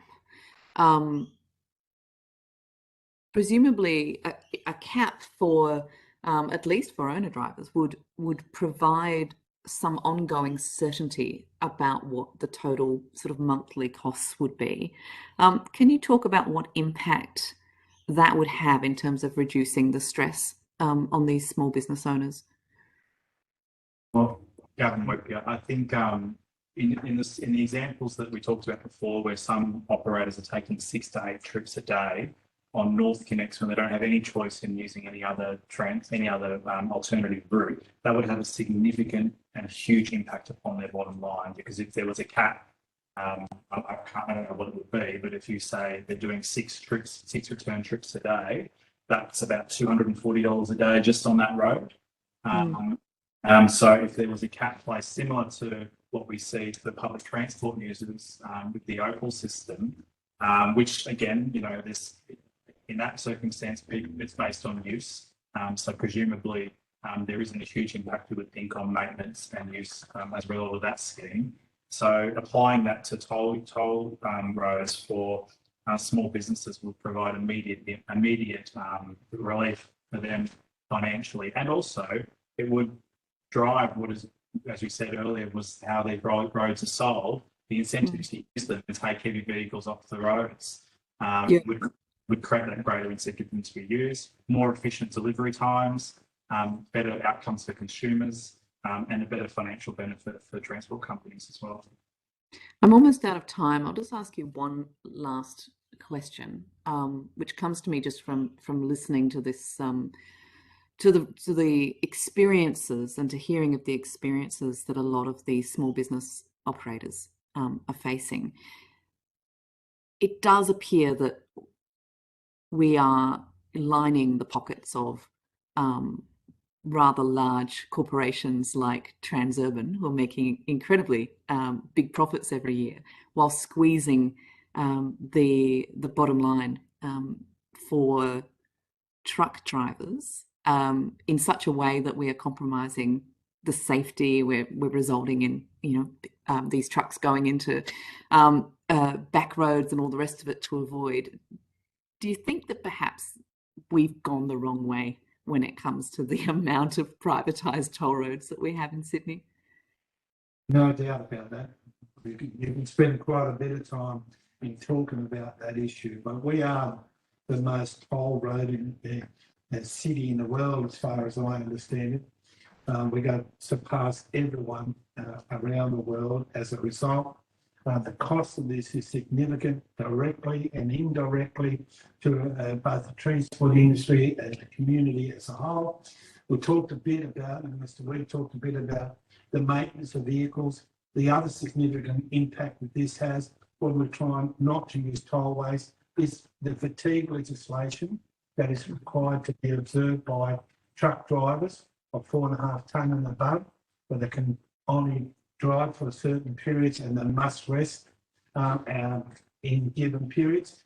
There is nothing on the toll roads that gives that opportunity for a truck driver.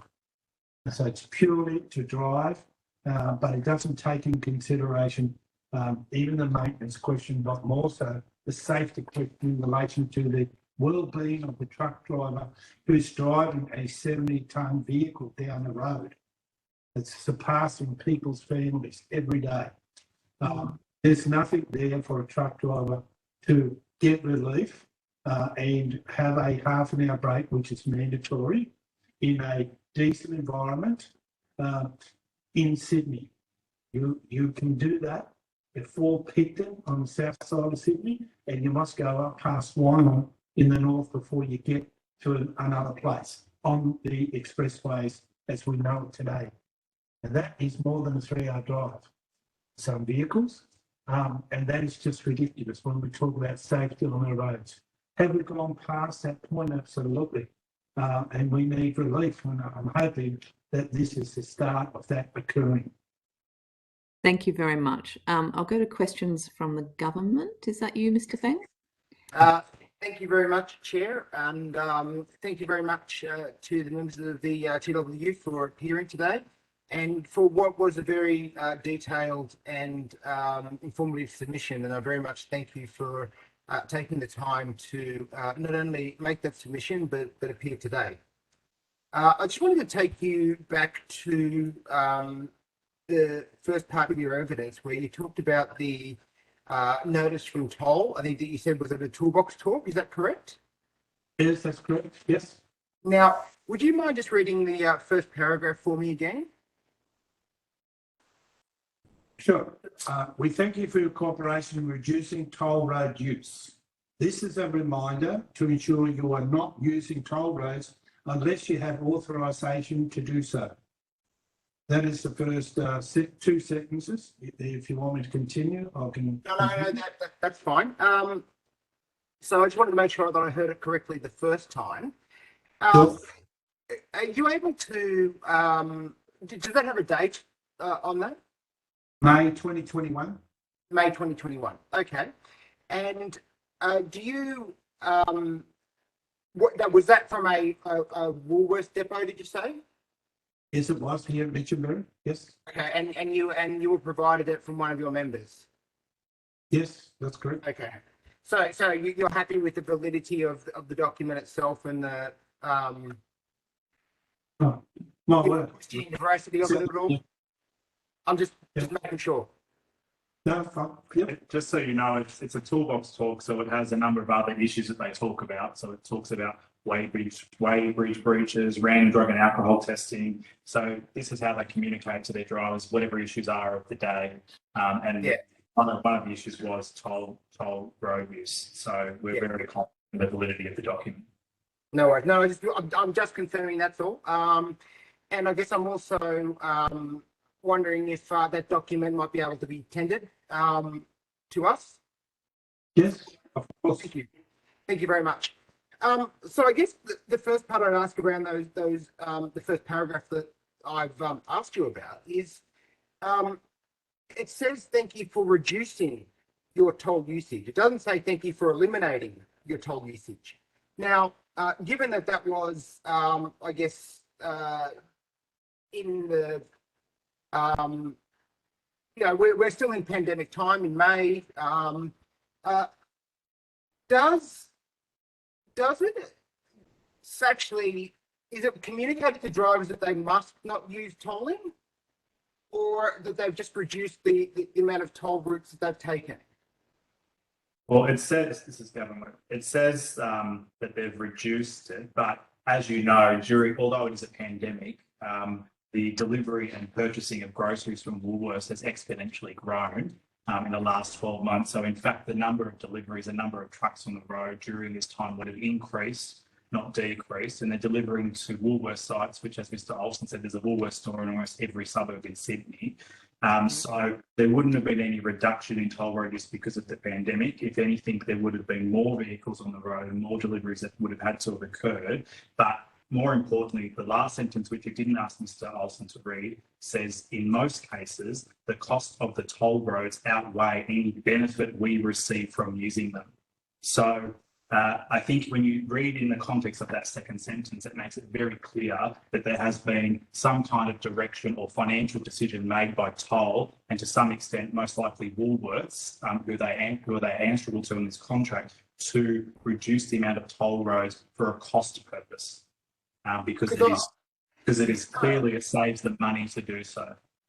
Because when I listen to the second part of that sentence, which is, you know, a reminder that you're not able to use toll roads without approval, when I combine the first two sections, which says, thank you for reducing the use of tolls, which to me indicates that there are still toll roads being used, and that, you know, a reminder that, you know, toll roads aren't to be used without approval, that it's not that they're, you know, trying to eliminate the use of tolls. It's that they're just reminding drivers that there is to be an approval process happening, and that there is still a use of toll roads by Toll.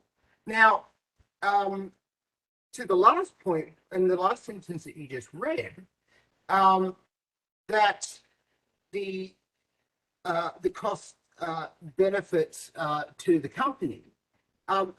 Does that relate to the tolls that they're currently being approved for, or is it for unapproved uses?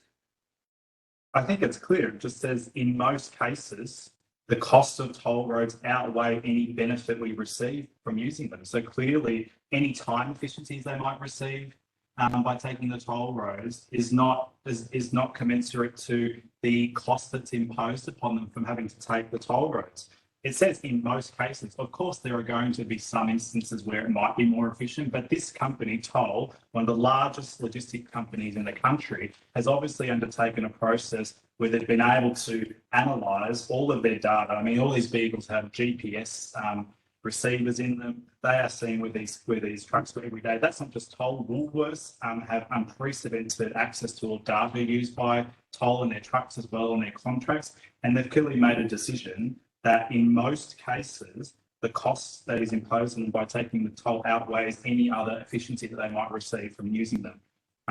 To your point, I think in some circumstances, but in most cases. Exactly the point that I'm getting to by my line of questioning is that you and I are both making summations about what it is or not they could have been trying to communicate and determine here, and we've both got the opportunity to put a interpretation on that.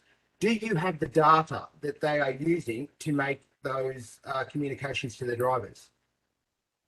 I personally don't have the data, but I have the experience of having engaged. I appreciate the experience. What I'm asking is that Toll has written that memo where they've said that they are reducing the tolling for some areas, that there is an approval process that they're reminding drivers of. Clearly, they are still using tolls, and clearly they are saying in some cases there isn't a cost benefit. Do you have the data that is based, where that memo is based on? And if not, you're making quite a large assumption that they're saying that the toll roads aren't beneficial to the company. What they're saying is in some circumstances, and what I'm interpreting it as, is that it's not beneficial where they have not been given approval. I think that what we take from it is what it says, which is that in most cases, the cost of toll roads outweigh any benefit we receive from using them. I think and I assume that would be for. Can I just encourage Mr. Fang just to allow the witnesses to complete their answer? I'll take that as a point of order. Yes, and it's one that a chair would normally make very wisely. Mr. Fang, if we could talk one at a time, that would be fantastic, just so that we get it on the transcript correctly. And if you could make sure that your questions are indeed questions and not statements. Thank you.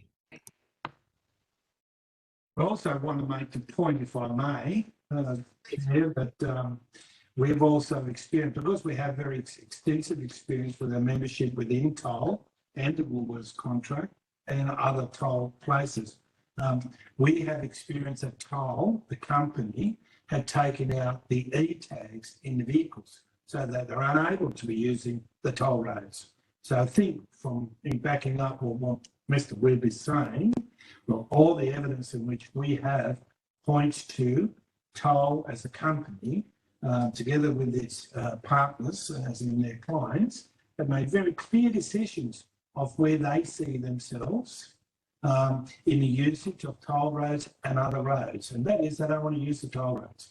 They do everything to discourage the use. As Mr. Weber said, yes, there are times where it is unavoidable. North Connects, for example. I wouldn't suggest that toll is not used in North Connects to get up to northern New South Wales, because they would be. And there would be an e-tag in that vehicle. But by and large, all e-tags have been taken out of toll vehicles. Now that's because they don't want them to be used. Conversations that can be had about that. Well, I'm going to have to take your word on that because, you know, with regard to taking e-tags out of vehicles, because I imagine if there's any risk at all that vehicle would go, like near North Connects, like you say, that there would be a requirement for it to carry an e-tag. So I'm unsure as to how Toll would be able to remove the e-tags from those vehicles that and make sure that it doesn't go on near that North Connects route. But I think the example Mr. Olsen was giving was that where there were owner drivers engaged by Toll, we had an example where they were issued e-tags owned by Toll and therefore paid by Toll. And we had an example out here at Eastern Creek in Toll's Park, previously Toll, had now sold it to investment bank called Allegro, but previously run by Toll, where there was some 30 vehicles that were issued, they were owner driver contractors issued with e-tags. And upon the increase of toll roads, in particular from the opening of West Connects, Toll sought to remove the company-issued e-tags from those drivers, which then made it incumbent upon the owner drivers themselves to obtain their own e-tags and therefore have to carry the cost themselves. Now, we ran a dispute in the Industrial Relations Commission on behalf of those owner drivers, and we obtained a resolution for them whereby the company, Toll, did not reissue e-tags, but actually reorganised the runs of up to 90% of those 30 drivers, so they no longer had to take toll roads, so that neither party had to incur those costs. So that's what the example Mr. Olsen was giving, and that's where I was going to go to if you'd let me answer the question about the experiences that we've had with this business, Toll, and the decisions that they're making, not only in the grocery business, but in their parcel business. And we've also, I think, had examples in their fuel and resources businesses as well. All right. Well, I want to move on now to your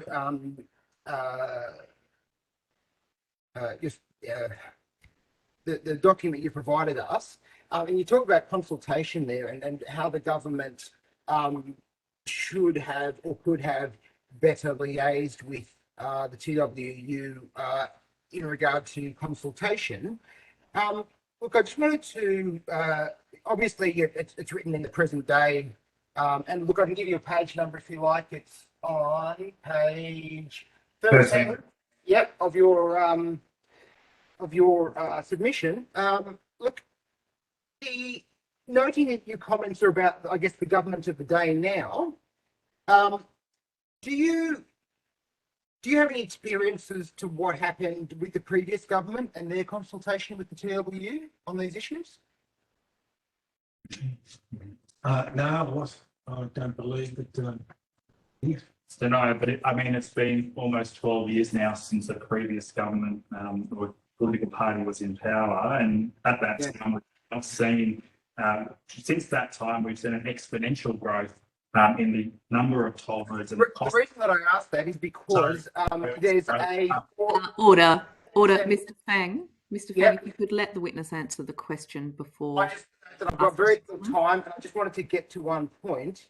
I note that it was back, I think, in the previous government's time when I think the former opposition. The current opposition leader worked in the transport space, that the government of the day there introduced the 4% increase in the tolling. Did the TWU make any representations to the current opposition leader, or any of the former government's transport people at the time when the 4% 4% increase in tolling was sort of locked in on roads on the. Well, look, I can't speak to that because I was probably in primary school or high school at the time that occurred. So I certainly wasn't making any representations to anybody that was in the previous government. Mr. Olsen was not the secretary at the time. So I don't think he'd be able to answer that question either. But I don't think it's helpful to look at what was. I could probably give it a go, Wes. Sorry? I could probably give it a go if you wanted to put me on the stand. Yes, you give it a Daniel, I think. So Order. I think the important point of our submission, though, is that being the representative body for over 25,000 truck drivers in New South Wales and a significant number of owner drivers, we would have thought that given a huge number of our members who have an interest in the use of toll roads and therefore have the potential to significant cost on the use of toll roads, that it would have been incumbent upon a government of any colour of the day to consult with us on behalf of our members so that they could probably understand any potential impacts that these decisions would have had on those working families and also small business owners. I'm just wondering if the TWU held similar views with the previous government, and if the I guess same level of concern was raised with the previous government, given that a lot of what we see today, and I think a lot of the angst that you've indicated, is around some of the decisions that were taken by the previous government, particularly around issues like an increase of 4% on tolls that was locked in then. And Chair, if this given, look, Mr. Fang is a good question, and he's entitled to ask it. I think it's his third time, but perhaps if it is the third time, if you wish to put a particular or direct scenario that he's talking about, a particular road or that he's making reference to, it might assist the witnesses in their ability to answer his question if he can actually identify what precisely he's talking about. Thank you, Mr. Mookie, and I will take that again as a point of order. Mr. Fang, you do have very limited time now, less than a minute. So if you could please ask a more specific question, that would be fantastic. Okay. Well, the last question I have is just on the idea of the cap rebate. Presuming that there was a cap rebate, and presuming that your members, say, reached their cap rebate halfway through a month, and sorry, the cap for the tolling, and say they've quoted and charged customers into the rest of the month, how are they going to rebate that back to their customers? Or is it going to be profit that's potentially just gained without being rebated back to customers who have will be serviced future into the month? Well, I think that in circumstances where there is currently uncertainty around what future costs would be in relation to tolls, providing a cap would actually provide certainty of costs leading into the future, and therefore would allow those contractual arrangements or discussions between customers and transport operators to be a bit more transparent, a bit more predictable, and that there wouldn't be this issue of perhaps overcharging or undercharging, because people would know what the cost would be. They would know what it would be possibly on a daily or monthly basis. The point here about caps on toll roads is that we've not put forward a specific example of how that should work, but we think the conversation needs to be had. It should be done with consultation with the people that use these roads. It should be done with their representatives like the TWU, and it should be done with government so that we can work together to work out what is the best way to ensure that there is relief provided to the people that use these toll roads and provide certainty in relation to costs moving into the future. Without the cap, there is uncertainty.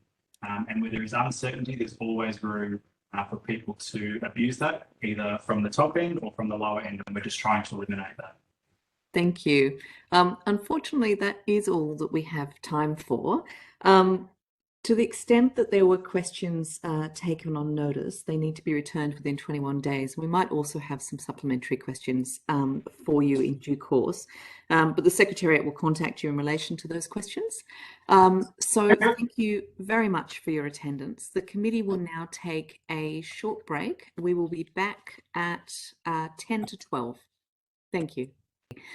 Let's get started. So I now welcome our next witnesses. Could I get each witness to please state their name and position title and then swear either an oath or affirmation? And I'll start with you, Ms. Duran. Sure. So my name is Rebecca Doran. I'm a Senior Solicitor of the Civil Law Division for Western Sydney at Legal Aid New South Wales, and I'll be taking an affirmation. I solely, sincerely and truly declare and affirm that the evidence now about to be given by me shall be the truth, the whole truth and nothing but the truth. Thank you, Ms. Doran. Ms. Johnson. My name is Madison Johnstone and I am co-founder of Toll Redress, and I'll be doing the affirmation. I solemnly, sincerely and truly declare and affirm that the evidence now about to be given by me shall be the truth, the whole truth and nothing but the truth. Fabulous, thank you. And Mr. Fraser. Michael Fraser, co-founder of Toll Redress, business name of Operation Redress. I solely, sincerely and truly declare and affirm that the evidence now about to be given by me shall be the truth, the whole truth and nothing but the truth. Fantastic, thank you. I'd like to invite you to start by making a short statement. If you could keep it to no more than a few minutes. And I will start with you, Ms. Doran. Sure. Thank you, Chair, and the committee for having Legal Aid join you, the committee today. I would like to start by acknowledging the country that I'm on today, the land of the Darug people, and pay my respects to their elders, past, present and emerging. Just a bit about Legal Aid to start with. Legal Aid provides legal services across New South Wales in a statewide network of 25 offices and pre-COVID 243 regular outreach locations. In the Civil Law Division, our services focus on the legal problems that impact the everyday lives of disadvantaged clients and communities. And so this encompasses quite a broad range of legal issues, from housing and social security to employment, immigration and mental health, just to name a few. Of particular relevance to the tolls inquiry is our work in the area of consumer protection, fines and financial hardship. So we provide about 30,000 advice services a year across the state. And in the last financial year, just shy of 10% of these services were in the area of consumer law, which is credit, insurance, superannuation and goods and services. Further 2,000 of these advices related to fines and work and development orders. So in my role, I oversee the civil practice across Parramatta, Blacktown and Penrith offices. And this catchment includes a number of toll roads, but it also includes some of the most diverse and financially disadvantaged communities in the country. Before this, I worked for a number of years as the senior solicitor overseeing our specialist consumer law team, where we would run consumer law casework, law reform and support solicitors across the division in this work. So in relation to road tolls, we tend to see people, once the debt has grown into the many thousands of dollars. And so by this stage, the admin fees are sitting at around 2/3 of the total cost of the debt. And in some cases, legal expenses are then on top of that. These largely transition into some form of assistance service for us, which tells us that the clients who are reaching legal aid with tolls-related problems meet our guidelines in terms of vulnerability, inability to self-help and the impact of the legal problem. So in the last financial year, of the tolls-related matters that we advised on, 87.5% of these clients were on government benefits and 75% were not employed at all. So we see clients who've experienced family and domestic violence, including elder abuse, clients who are struggling with mental health conditions and disability, clients living in financial hardship, have experienced trauma, some inquiry interpreters or have low literacy. So what concerns us is that the people we are seeing are really likely to be the tip of the iceberg, only reaching legal aid once their matter becomes court proceedings or a really very significant debt. And so legal aid is quite concerned that the current toll collection practices don't respond appropriately to those who are living in crisis or experiencing financial hardship and have accrued large debts. And And it's not just those people at points of crisis that the system needs to respond to. We know that there's a lot of people doing it tough day to day. The ABS General Social Survey last year found that 1 in 5 households, 19%, were unable to raise $2,000 within a week for something important. So in this context, road tolling really stands out as the only industry providing a core service without legislation or industry standards around debt collection and financial hardship practices. And sort of the lack of these standards also mean that the industry ombudsman isn't able to enforce financial hardship arrangements or require tolling operators to consistently apply policies across the industry. So these are long-standing business as usual features in credit, banking, energy, telecommunications. Hardship policies are also standard for Revenue New South Wales, and more recently we worked with the Office of Local Government and Department of Justice to develop hardship and debt management guidelines for local councils. So in relation to the tolls collection system, Legal Aid would really like to see a system that encourages and enables early payment to avoid escalating costs, has industry-wide standards around the approach to debt collection and financial hardship, which we suggest is in the form of an industry code. We would like to see all toll providers be required to have an internal dispute resolution system, and at its peak have an industry ombudsman with the power and ability to resolve disputes around financial hardship and debt collection practices. These recommendations are informed by the real breadth and depth of our casework experience with disadvantaged people and communities in relation to debts and financial hardship. And it's also informed by our extensive engagement with law reform, industry and government and regulators in this area. So we really hope this experience provides some useful insights to the committee today. Thank you for your time. Thank you so much. I'm sure it will. I will now ask Ms. Johnson or Mr. Fraser if they've got an opening statement they'd like to give. Yes, just prior to our pre-opening statement, we would like to make it clear that we have no party allegiances. We have relationships within Liberal, Labor and the Greens. It's our belief that when our leaders make infrastructure decisions for all of us, that they do so based on the information provided to them, and hopefully our evidence helps in assisting further decision making. On to the opening statement. We're here because we have concerns about the unseen impacts that Transurban has on everyday Australians and residents of New South Wales, in addition to what is already known and is in the public domain. Transurban says that only a very small percentage of motorists incur fees and imply that those who do are less sophisticated.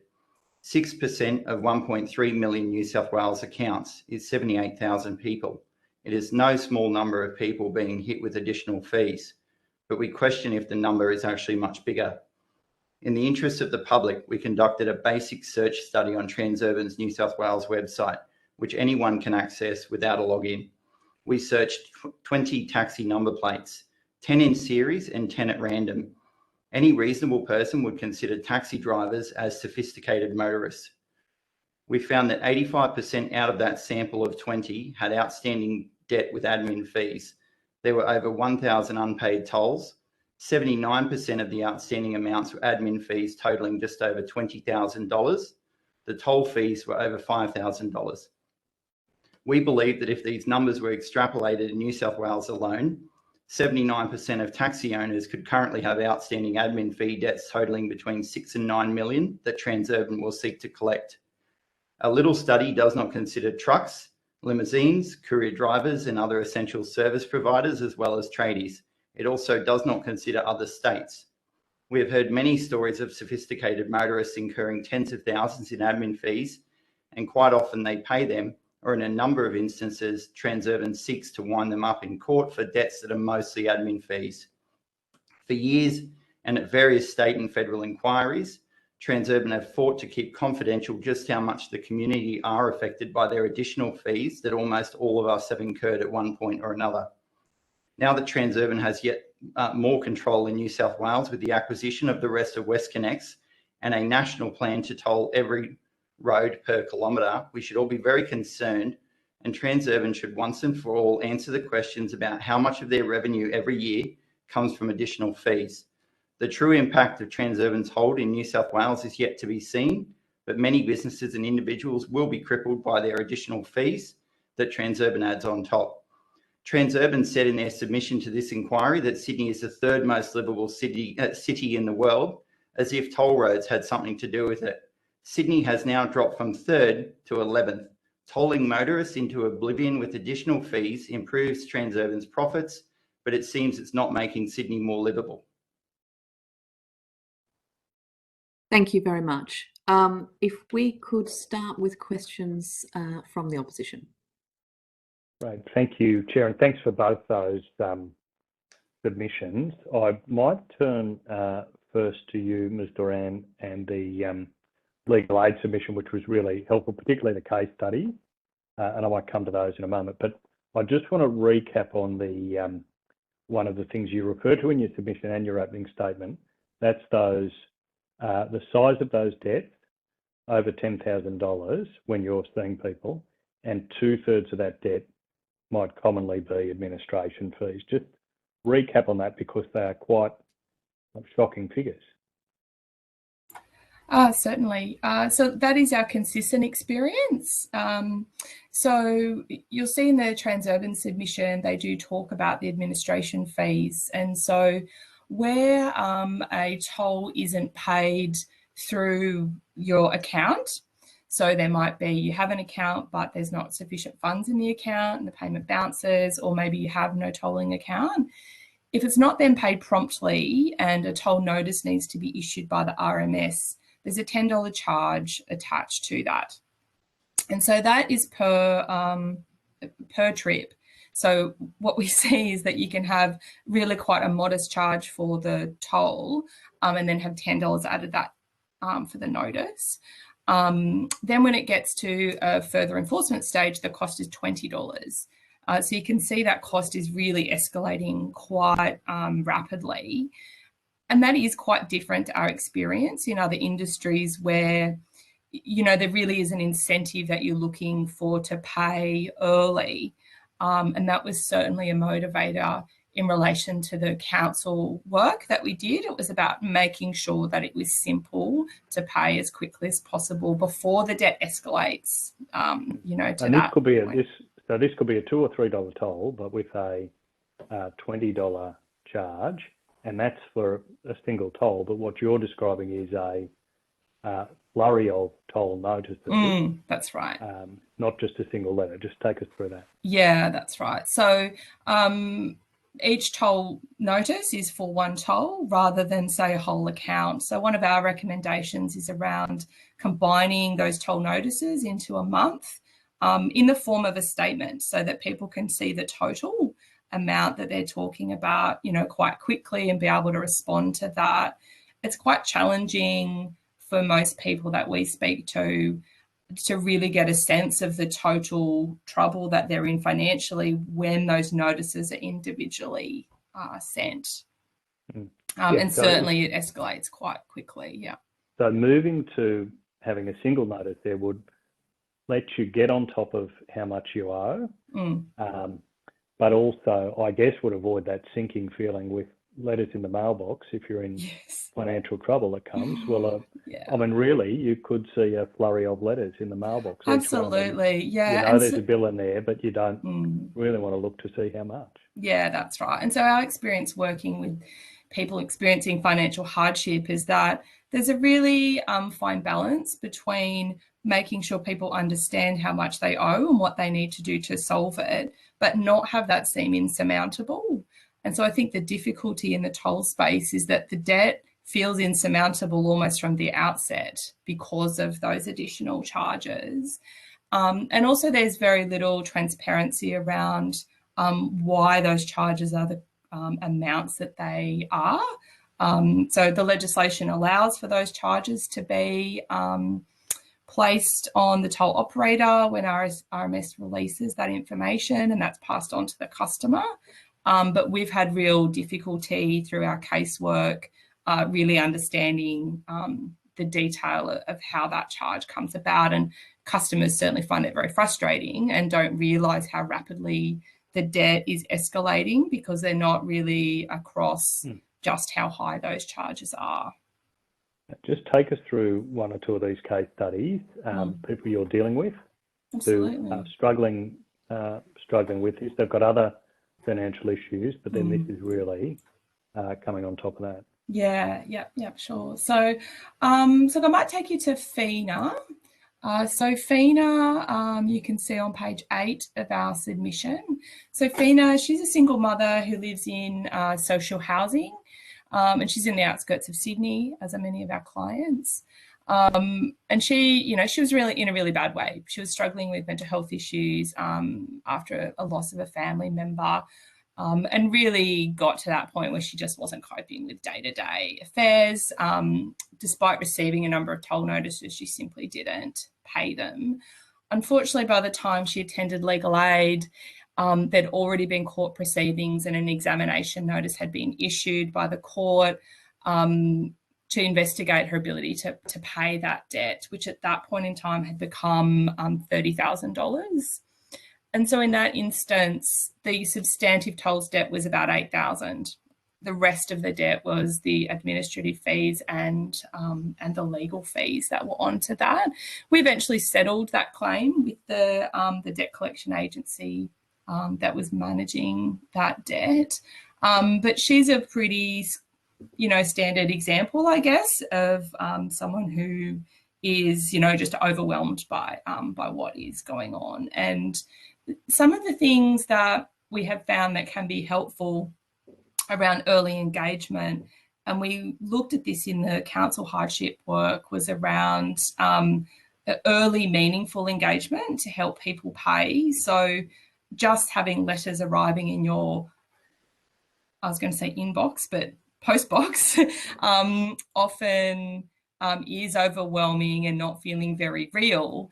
Whereas one of the things we found in that space was that maybe picking up the phone or getting a text message or just having some kind of more personal contact actually can help you get started on that path to payment and avoiding those escalating costs.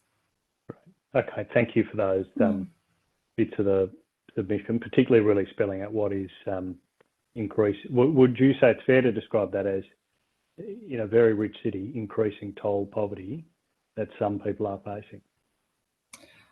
Certainly for some people. Road tolls themselves are not something that they can afford. And so we see people who make decisions not to use toll roads, obviously, on that basis, but they're not the people we see. We're seeing the folks who are incurring those debts, whether it's because they're using the toll roads and they know they can't afford it, or there's problems with their accounts. There's all sorts of reasons why that happens.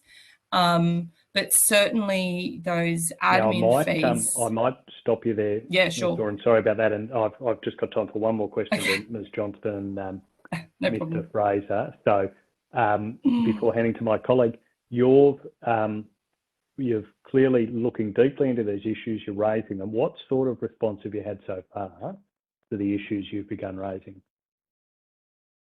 Like from the company or just in general? Well, either from the company or in general. Well, when we help these people, so the kind of people that are going to legal aid are actually also coming to us. And when we help them write the communication to the company, and the company sort of starts to help, but it takes a long time to get them to actually help wipe the debt or some of the debt. I don't think the company likes us very much. So we tend to get like very strong submissions in response to our submissions when we make parliamentary submissions and things like that. But yeah, I think that these issues are quite systemic across the east coast of Australia. So that's why we're really sort of digging deep into what is happening here. And in Queensland, one of the responses was that they did actually aggregate unpaid tolls onto one notice, so you weren't getting that $20 fee for every single toll. So that was a very positive response to some of the research that we've helped do and helped expose the conduct of the company. And I think that would be helpful in this case here too. Can I add to that? just quickly on that change too, Transurban in Queensland were arguing that the legislation didn't allow them to aggregate the notices, and we were arguing, not that we're lawyers, that they could. And what ended up happening was, prior to any legislative change, they did it anyway, and they aggregated the notices. So you may come up against Transurban blaming legislation for things that they can't do, but my advice would be to always actually view it and get an opinion, not just take their word for it. Can I firstly just thank all the witnesses for their appearance today? A few questions, which I think I'll direct at first instance to you, Mr. Johnson and Ms. Johnston and Mr. Fraser, and then perhaps ask Ms. Doran for that as well. But it's the case, is your evidence that right now discretion is purely with the toll operator as to what policies they apply around recovery of unpaid tolls? I feel like you need a degree in toll roads to really understand the process, because it's really hard to actually work out what goes where and when and who takes what. So when an unpaid toll escalates, it's sort of unclear when it goes to the state, when it goes to a debt collector, and which ones they choose to go there. And it's very confusing. We actually don't have an answer to that yet. So we don't know at what point the state government will take control of that escalation, or when it just goes into a debt collector.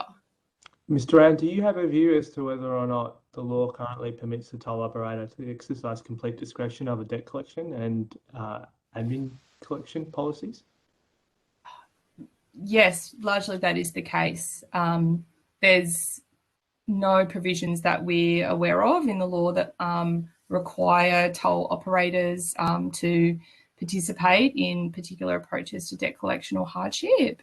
And we see inconsistent practices across the industry. And the second question I'd ask again to the panel is, how aggressive is the toll operators benchmarked to the other industries that you'd be coming across? Is it the case that this particular operator is worse, better, or in line with what we would expect in usual debt collection processes? Well, for us, we had a case where somebody had like extenuating life circumstances, they were grieving essentially for many, many months. And they had accrued a lot of debt with a lot of organisations, including the Australian Tax Office and with Transurban as well. And what we found was when they were emerging from this grief, they were able to get every single organisation to understand and help them out, including the ATO. Everybody but Transurban would come to the table to help them out there, and they actually had to come to us to intervene and help them write some communication. And it took a year or two to actually get Transurban to come to the table and to help wipe some of the debt. But in that case specifically, Transurban was definitely a lot more aggressive in their debt collection, much more so than any other organisation in that specific case. And I'd say that that's sort of something we see across the board. Mr. Rand. So I think what I would say in relation to toll collection is it's really the absence of a clear policy that's industry-wide that is the challenge in relation to debt collection and negotiating arrangements around hardship. We've seen significant improvements in the Transurban approach to hardship with the introduction of linked assist. And they do deserve some credit for the work that they are doing and trying to do in that space. The difficulty is that it's not industry-wide. And unlike other sectors where you have clear industry codes that set out what a customer can expect around the debt collection process and around dispute resolution, those don't exist in the tolling space. So, for example, in the credit area, the law sets out timeframes around responses. When you ask for hardship, it sets out the types of arrangements that credit providers should be considering, things like having written reasons, and those are things that are absent in the tolling area. I notice, are you in a position just to provide us with a guide as to which code you think is most appropriate that applies in other industries?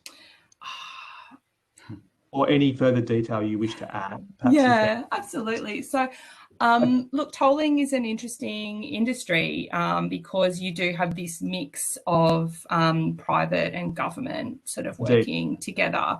And so I think there are parts of various codes that are relevant. So Revenue New South Wales has a really comprehensive policy around debt collection and hardship, which would be a really useful guide. Thank you. I just wanted to ask just a couple of questions about the admin fees. Sure. And equally, yeah, actually, I will probably just concentrate on the admin fees. This is to you, Ms. Johnston and Mr. Fraser. So your analysis, as a result of your analysis, is your conclusion that the profit margins on these admin fees are quite high? Is that the implication or the evidence you're giving us? Yes, Transurban have always argued that the administration fees are only to cover their costs. But what is really interesting about how they talk about it depends on what the platform is, whether it's the news or Parliament or a different Parliament, the answer can vary slightly. And as we've sort of uncovered more through our research, they slightly change their answer from time to time. And there's subtle changes that you have to monitor, but essentially they're a listed entity. They have shareholders to answer to. But to give you a sense of how weird it is with the admin fee argument that it is the actual cost, in New South Wales, the second notice costs you $20, the admin fee. But if you transfer it to your account, so Transurban's argument would be that $20, that's our cost. But if you transfer it to your account, they'll say, oh no, we only want $2.40 from you now if you transfer it over. So would the argument be to their shareholder, they just willingly throw, $17 odd away each time someone does that, not a problem of their cost? And the same in Queensland, they told, when we were doing a lot of news about the issues, they said their story was that they lobbied the government to incur the $36 million loss every year that would result in aggregating the fees. So they this listed entity actively lobbied the government to incur, to lose $36 million. My time is close to expiry, so the only question I have left, would allow, is this. Look, listening to your evidence, it's akin to the practices of the banking industry, or at least I'm getting the strong parallel to the practices of the banking industry when it was pursuing admin charges for the recovery of credit cards. Is it the same? Is it different? And should we be looking to the reforms proposed by the Financial Royal Commission as a sort of a guide for what we could recommend here for consumers? Yeah, I think just on what Legal Aid, for example, have been saying, we've been saying this in Queensland, a really, really simple solution is just to say, send everyone a monthly notice. They can charge one admin fee on the monthly notice. That's like all other utilities, which Transurban argue that they are like a utility anyway. Just a monthly notice, here's all your tolls, and you can stick your admin fee on for your costs, and we're all happy. Mr. Ann, is there... Yeah, so certainly the general principle in banking and in civil law generally is that the charges shouldn't amount to a penalty. So administrative charges around the collection of the debt should be a reflection of the actual cost incurred. $10 seems very high to us when we look at what's happening in other areas. We don't know what that cost is. And there isn't a great deal of transparency about how that comes about. From a legislative point of view, from what I can tell, is that it's related to the arrangement with the RMS around the release of driver and car registration information. And that seems to be where the cost is incurred and then passed on to the customer. We've not had any success really getting any more detail around the detail of those charges. But certainly, I think there's a lot of scope for the committee to look at ways that those charges can be minimised and the actual collection costs can be minimised to allow for these costs to be reduced and not borne by the tolling customer. Thank you. I want to start with you, Mr. Fraser and Ms. Johnstone. My team, after you said about looking up on the website, the publicly available information, where you could search for a taxi plate, starting from a randomly chosen number. They went and looked up a few of those just to see if they could confirm what you were saying. Of the 10 taxi plates that they searched, they could only find 2 that had no administration fees and tolls due. But I noticed, just looking at the figures they've provided, we have, one person has $12,600 outstanding, and $9,870 of that is in admin fees. So $9,870 compared to $2,740 in the actual toll. In your in the research you've been doing, is that standard? It's very common, and I don't know how Transurban accrue those costs. Maybe if they're hand delivering them by a helicopter ride, that's how you could get to $10,000. But I actually don't think I could incur $10,000 in cost to ride a helicopter to someone's house to deliver them a letter. So it's insane. So can you clarify? So I have a toll account, and occasionally my e-tag thing will play up, and I'll get charged a 55-cent admin fee for them to have to link that trip to my toll account, because they already have a register of kind of who I am. But what is happening with these taxi drivers where they're accruing that much in admin fees? Is that the 10? At what point does the $10 get incurred? We don't know exactly what's happening, because we obviously didn't speak to those taxi drivers because we don't know who they are. But when before COVID, we used to fly a lot and travel a lot for work, and we'd always ask everyone we speak to about toll roads, especially taxi drivers and truck drivers. And what a lot of people will say is that they'll go, "Oh, that particular lane there, the reader that Transurban has plays up, or it doesn't read properly every time, or the middle point, there's 3 points and I drive through and the middle one doesn't read, but the first one and the third one reads fine." So it's like their technology is not reading right, but when the customer goes to Transurban, they blame the customer. It's like gaslighting. And what was interesting is Nine News did a story on our work once, and they actually contacted Transurban and said, do the tags play up? And Transurban told them, in the city, in Sydney, there's a lot of radio frequencies going around, and it can interfere with your readers. Now, and I'll take this one step further. The company that makes one of the e-tags has actually sought to get a new patent. They've got applying for a new patent to make a new kind of e-tag that sits outside of the windscreen, because all the modern cars with metallicized windscreens have a tendency not to read properly. So they're actually trying to solve that problem. And so it's interesting how many things can go wrong on Transurban's end, but when you look at it, the customer always pays, and Transurban will only fix it if you ring them and say, "Hey, I think you overcharged me," and then they'll probably give you your money back. So in the case of the taxi drivers, we're talking about cars that are already installed with an e-tag. So presumably there is a connection between an e-tag and that particular number plate in the Transurban system. What would they then be spending money on when it comes to the cost of issuing an admin notice? As in what? How? Well, Transurban will argue probably that the state didn't give them the information to identify the driver, so they had no way of knowing. So they call it. I'm not sure if they've changed the wording, but they used to call it an NAT, which is a no account transaction or travel. And so they treat you as like an unknown entity. And let me tell you, what is a real concern about this is you can ring them and go, "Oh, hi, my name's John. I've got this taxi. Do I owe any money?" And Transurban will say, "You owe us $400. So you go and you pay them $400. But what they won't tell you, or has happened in the past, is that you've got this no account travel account sitting over here, which has other money outstanding on it.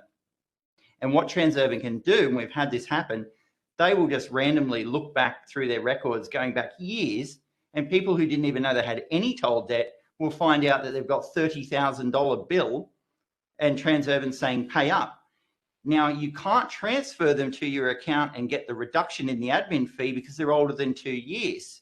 So these people get stung with bills because Transurban said, "Oh, just look back 6 years. You actually owe me some money from 4 years ago, pay up." It's a really disturbing scenario, and we've seen quite a few of those. Even statute barred debts, we saw a period of like they were chasing debt beyond 6 years, a very small amount, which is frowned upon in the courts. Thank you. Ms. Doran, if I could ask you, you were talking there about, and you've made a recommendation in your submission that we at least, you know, if we're charging $10, if they're charging $10 for each notice, they could, at the very least, save themselves some costs by putting all of those notices in, sort of all of those charges in one notice. Can you think of any reason why they don't do that? Is there any? Have you ever been told that there's some obstacle to them doing that? I'm not sure we've ever asked that question directly to get the answer. It seems to be a product of the interaction between the toll operator and RMS. So RMS holding the driver and registered vehicle information, and then the toll operator who is got the person who doesn't have who has the unpaid toll account. And there's no incentive for efficiency in this system at the moment, you know, because the cost gets passed to the customer, RMS charges for the information to be released. And so it is quite a different setting to other consumer, you know, settings where, you know, you have banks, you know, competing and needing to be transparent about some of those fees and a process to challenge them. That's not existing, you know, in this area. So with the toll customer ombudsman, I think I read in your submission that you have to sign up to be part of that. Is that correct? That the operators have to sign up? Yeah, it's a voluntary ombudsman scheme. So is Transurban part of that? Part of that ombudsman? I might just have to check that. I don't believe so. I know that the state-run operators are, so e-toll is, but that's, you know, not where we see a lot of our cases arising. We haven't used the ombudsman really very much because they don't have any real jurisdiction to deal with disputes about the admin costs and to require hardship arrangements to be entered. So it's not an avenue that we've used a great deal in our casework. So I think one of the really compelling parts of your submission was in relation to people who are suffering in domestic violence circumstances, and for example have had their car taken away from them by their abusive partner who is racking up debts, and then the person who is being abused is the one that then gets stuck with all of these debts. Often it takes a long time for them to even know that they've got the debts before they're stuck with them. In other circumstances with other types of, you know, utilities and other types of bills, is there a mechanism for that sort of situation to be addressed through a hardship provision? Absolutely, yeah. And look, we've seen a huge improvement across various industries over the last few years with the rising awareness around the impact of family and domestic violence. So a lot of the major industries now not only have hardship policies, but they have specific policies around family and domestic violence. Telecommunications, Consumer Protection Code has family violence policies connected to that.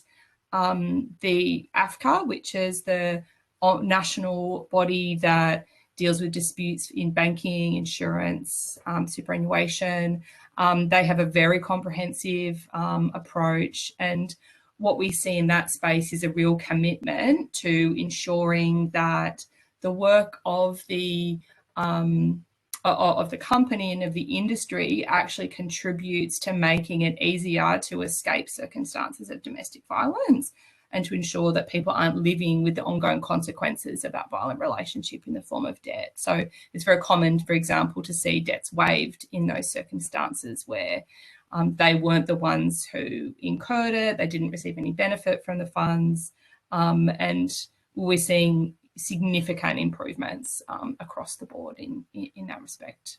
So we need something similar here. Yeah, and look, Transurban have a brief position statement on their website around domestic and family violence, and they've certainly really been stepping up in that space. But what we would like to see is something far more comprehensive and something that covers the industry, that is not up to specific operators, and is transparent, so that a customer can go to the website and they can know how they'll be dealt with when they contact an operator, to know that they'll be dealt with consistently regardless of which road they travelled on, and have some assurance that they'll be dealt with sensitively. Is there, just coming off of that then, is there a transparent policy as to when debt collectors will be sent in or when legal action will be taken? Not that I'm aware of. I can take that on notice and ask my team and do some investigating if you like. Thank you. That'd be very useful. I'll come back to you, Mr. Fraser, and Ms. Johnston. Is it correct that Transurban are being sued? Is there a class action in Queensland? Can you tell us about that? We did quite a bit of research, and we put it out there about the admin fees. And what happened was, we think a law firm looked into it off the back of that and launched a class action. So there's about, last we checked, about 23,000 people that have signed up to the class action. And I think there was figures thrown around that it might be like a $300 million sort of claim in Queensland for, unfair administration fees. And what's actually happened is the state of Queensland and the Brisbane City Council have now been added as defendants, and it's getting, we heard, a little bit messy. So yes. Thank you. And you mentioned earlier that you that we didn't have any understanding really of how much of Transurban's revenue comes from administration fees. Is that something that you would ordinarily expect to see in financial statements or disclosed somewhere? Is it something you've asked them for?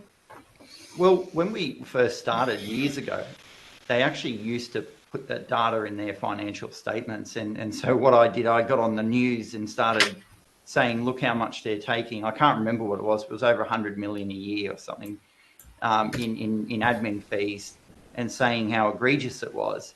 And then what happened was Madison and I did a half episode on a current affair, and Transurban subsequently, in the subsequent years, moved that number into their toll revenue so you couldn't see it anymore, and then told a current affair they did it in line with industry practice, which is quite funny.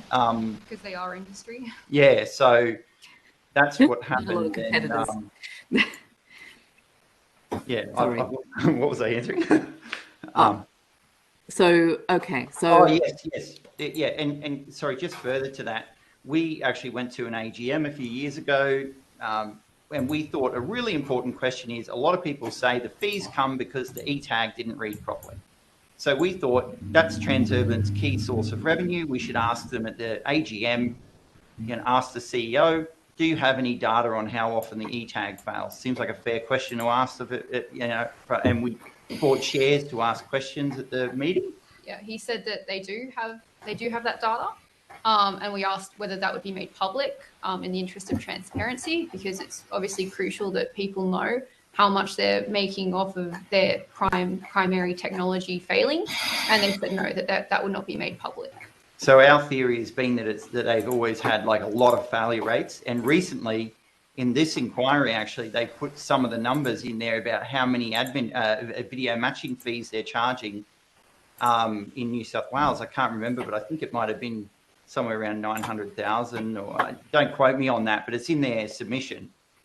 So, and if you don't pay those first notices, it escalates and it escalates. And if you don't know that you have the debt, then it goes off into that side account. So there's all these things that can flow from there. And we must remember, a lot of people with money who are comfortable, they don't have to be wealthy, just pay them, or don't even check their accounts. So a lot of our friends who go, oh yeah, I pay like 5-6 of those a year, I pay $150 a year in admin fees, I just don't, it's too much hassle. So how much are Transurban getting from their additional fees when their own technology fails is the question that we all deserve an answer to. And I'm sure we will ask them that. Thank you. I'll go to the government.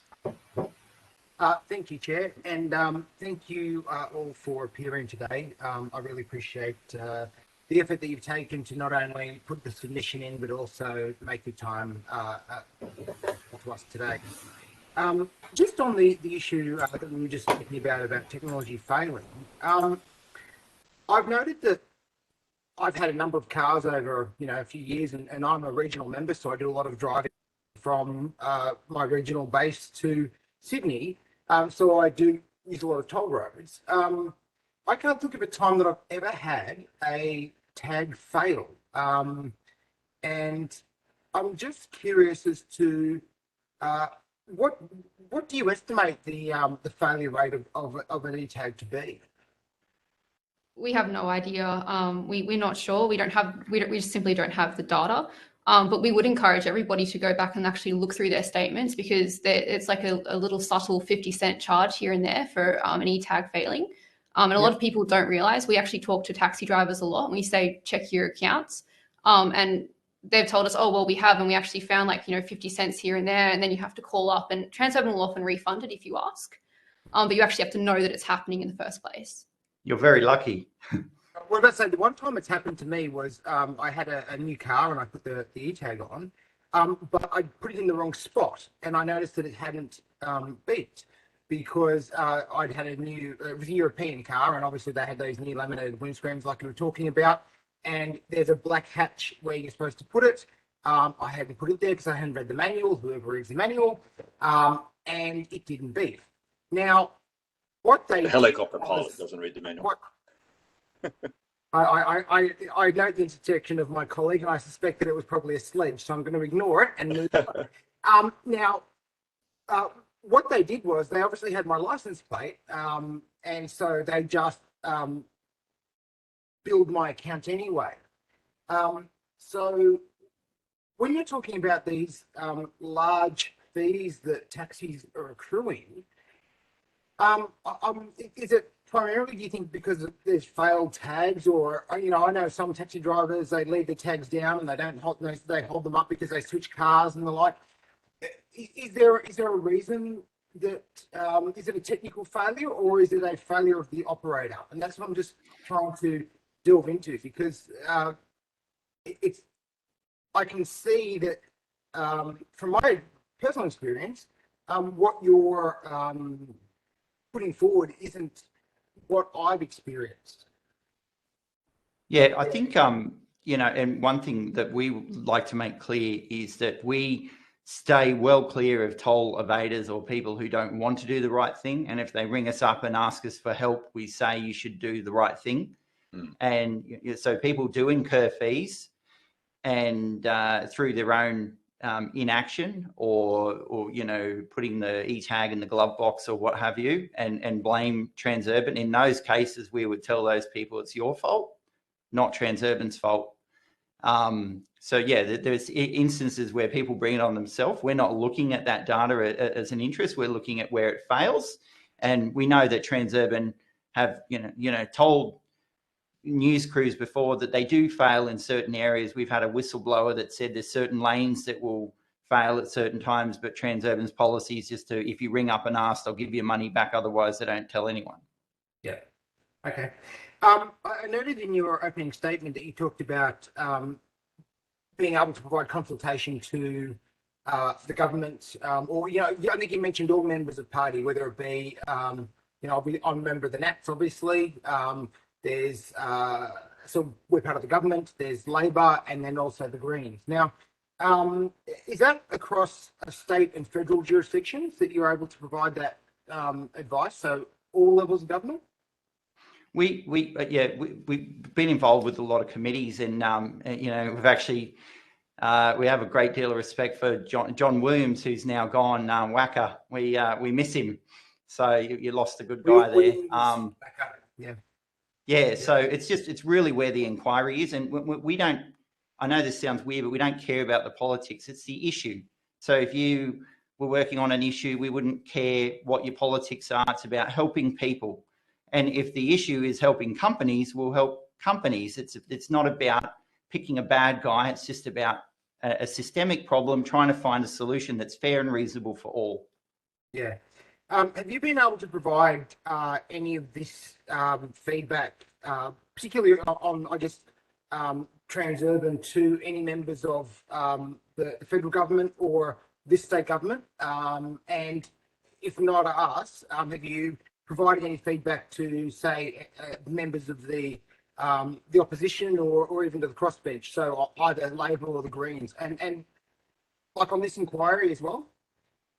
I'm just struggling to hear you a bit. Are you, I think you're asking, are we able to provide feedback? If you send us any questions on notice, yes. Yeah, I mean, have you provided feedback to the federal government or the state government on these issues directly through meetings and the like, or have you had the opportunity to provide that feedback to the opposition or to the crossbench, so either to the Labor Party, state or federal, or even say the Greens? All the inquiries we engage with the committees, yes. In Queensland, you know, we've engaged with the, you know, all the parties in all the committees, with the federal inquiries, the state inquiries. We try to get as involved with the committees as possible, just like other stakeholders, yes. So anyone who will talk to us. You've had engagement with members of this committee on this inquiry before today? Yeah, well, we've also been involved in other inquiries to do with certain members of this committee. So yeah, we yes. Okay.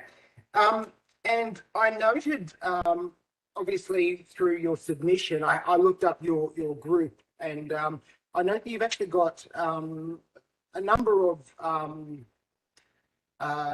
say consumer advocacy areas, not only toll roads. Do you want to tell me a little bit more about that as well? Yeah, so we call ourselves grassroots advocates because we try to be funded from the ground up. So we're not like union backed, we're not government or party backed, we're just out here trying to do our thing. Michael helped expose 7-Eleven, and that led to $170 million go back to the workers. And then we met and we did Domino's Pizza, Retail Food Group, Mortgage Choice. So some of these really big franchises, ASX listed franchise groups, because there were systemic issues in the franchise sector, and we really wanted an inquiry to help bring about legislative change, which has now come into play. And then we've done toll roads, which has been a constant theme over the last 6 or 7 years, and now we're sort of going into the cosmetic surgery industry as well. Right. Yeah. So it's I guess more of a obviously, you know, I think I read part of your bio that you're an ex-journalist, so it's quite investigative, and also it's involved a lot of like whistleblowers coming to you and providing information. Is that sort of how you gather the data? We try to deal more with publicly available information, just because it's easier for us to research based on that. When we do start to sort of launch more into we're at that point where we're ready to go public, we will put it out there, and sometimes we do get whistleblower information. Whistleblowers contacting us about, you know, various issues that they're seeing. We also class franchisees as whistleblowers as well, just because they have a lot to lose and they risk a lot, even though they're not actually legally labelled a whistleblower. So yeah. With Transurban, we've always tried to rely on what the government data is and what Transurban data is. We source it, you can see it, you can read it yourself. We don't really care if anyone trusts our opinion. It's the data that we're submitting to the committee, who are much wiser than us, to be able to assess the information and make decisions, including throwing it in the bin. I was gonna say, it's pretty clever to have bought shares and to be able to go to the to the shareholder meeting and ask questions. I really take my hat off to you on that one. So it was protocol. It's like that's what's required. So we didn't. Yeah, we just did it too because that was the protocol. So I'm guessing this is almost like this is a full-time job, effectively. By the time you look at issues with tolling and franchisees and the like, this is a full-time.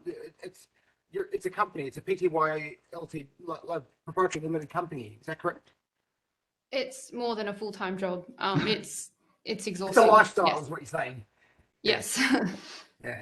And how do you fund it? Because obviously, is it through donations, or you said it was grassroots funded? Is that sort of how we? So, we're not a membership-based organisation. We went at the start. We really tried to work out how to fund ourselves because it's very difficult, and the people that we're helping are often financially distressed themselves, so it's hard to sort of ask for money to help them. So in terms of the tolls, we got to a point where it was just taking up so much of our time that we ended up asking for like a percentage of the debt that we help wipe. So that ends up, you know, helping us to fund ourselves, fund our research, but we also take on these other matters outside of tolls as well. So some people like really appreciate the help that we give, and they'll pay us some money to help keep us going, because they know that it's really hard to sort of, they're often in a position to pay us, but a lot of people aren't, and their payment helps keep us going. But we also have separate entities as well, and that helps keep us afloat as individuals. Yeah. Research. No. Yeah. No. And you know, whether it be research or entrepreneurship, I think it's a wonderful trait to have. So with the organisation, is it just the two of you? Like, do you carry all this load, just the two of you? Because we're the wage theft people, we have to be really careful about hiring people. We need to be in a position to actually be able to pay people. So yeah, so it's just the two of us. Yeah. And we work 7 days a week, and you know, to the AM every day, and it's full on. And you'll see soon, we've been busy with some other projects that will be interesting to hear about. Well, I noted you mentioned the cosmetic surgery, and I probably won't be looking too much at your work, so I'm a bit not great with gore, but look, I just wanted to, I guess, finally move on to, you know, the reason that we're here, which is we're looking at the tolling aspects of, well, you know, your submission is predominantly around Transurban, and I guess getting a read of the language that you use, you really, I gotta say, dislike Transurban. Now, is your approach partly just a negativity that you have towards Transurban, or is it your experience that the company is less than what you would hope that they would be for an Australian corporate? Because I must say your submission was very, very pointed, is the word that I'll use. Firstly, I would say that you know, we've had quite a few people, you know, from politics and media come to us concerned about Transurban, you know, backgrounding them about us, and we're a bunch of nobodies. So I don't know why senior management would make that time. And they always say Transurban really hate you, but we actually don't hate Transurban. We are concerned about the conduct. And like I said, if someone doesn't pay Transurban, deliberately does the wrong thing, we will lean towards Transurban, regardless of our personal feelings about anyone in the organisation. This is about doing the right thing.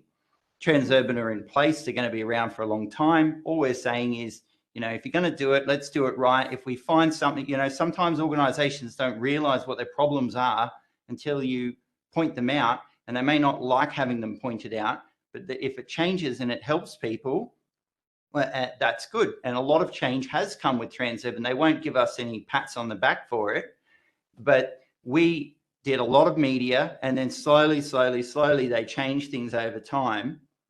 And that's what we have said certain things with Transurban have improved. That's what we're wanting, and we just want the continued improvement. And the next step is to learn how much extra fees are the motorists in New South Wales and around Australia paying to Transurban, and is there a better way that it can be done so people aren't having this burden, you know, and probably at some point knocking on your door, wasting the time of your office going on about, you know, their individual toll matter. Let's hope not, because I'm way too busy. Now, in the little time we've got left, I know my colleague Shane Mallow wanted to ask a question, but thank you very much for your time. Thank you. Be very quick. Go. Thank you for that. Thank you for your evidence. Ms. Doran, is it? Ms. Doran from Legal Aid. So in the context of the debts, the complex issues around the debts that the people have accrued on bad debts on their toll tags, they obviously would have a lot of other issues. I mean, you talked about domestic violence, mental health issues, unemployment, other debts, gambling problems? That sort of. Look, so yeah. the people that we see and the people that we help, we're targeting the people who are the most vulnerable and the most disadvantaged, who need lawyers to help them resolve these problems. So that's certainly the experience of our casework.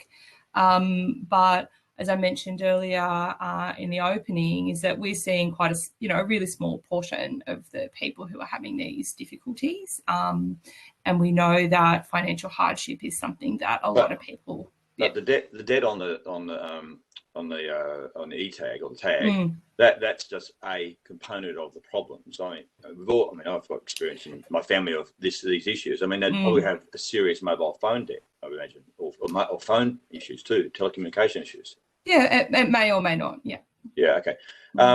Look, if anything can come out of this inquiry, I think my eyes have been opened around this issue of the debt factor for some people, and I think it is not just Transurban being picked on here. It's about the issue that here's another form of credit, just like telephones are and so forth, and that area should be brought into the same sort of regulatory regime of debt management and consumer rights. So thank you for bringing it to our attention. I really appreciate it. Thank you, Madam Chair. Thank you. And unfortunately, we are out of time. I would like to thank both of your organisations for the amazing work that you do and for coming today to answer our questions. To the extent that there were questions taken on notice, you will have 21 days to return your answers, but the committee secretariat will be in touch in relation to the questions taken on notice, as well as supplementary questions that may be forwarded to you. So thank you very much for your time. The committee will now have a break. And let me just check. We will be back at 1:30 p.m. Thank you. Thank you all. I might ask the secretariat just to see if they can fix that while I swear the rest of you in. So welcome back to the hearing. I'm going to welcome our next witnesses. If I could ask each witness to please state their name and position title and swear either an oath or affirmation. I'll start with you, Mr. Clark. Warren Clark, CEO of National Road Transport Association. I swear that the evidence now about to be given by me shall be the truth, the whole truth, and nothing but the truth, so help me God. Thank you. Ms. Smith. Rachel Smith, Director of Policy and Advocacy with the Australian Logistics Council. I solemnly, sincerely and truly declare and affirm that the evidence now about to be given by me shall be the truth, the whole truth, and nothing but the truth. Thank you. Mr. Cork? Kerry Cork, Policy Advisor, Australian Logistics Council. I solemnly, sincerely and truly declare and affirm that the evidence now about to be given by me shall be the truth, the whole truth, and nothing but the truth. Great, thank you. Do we have Mr. Thorley with us?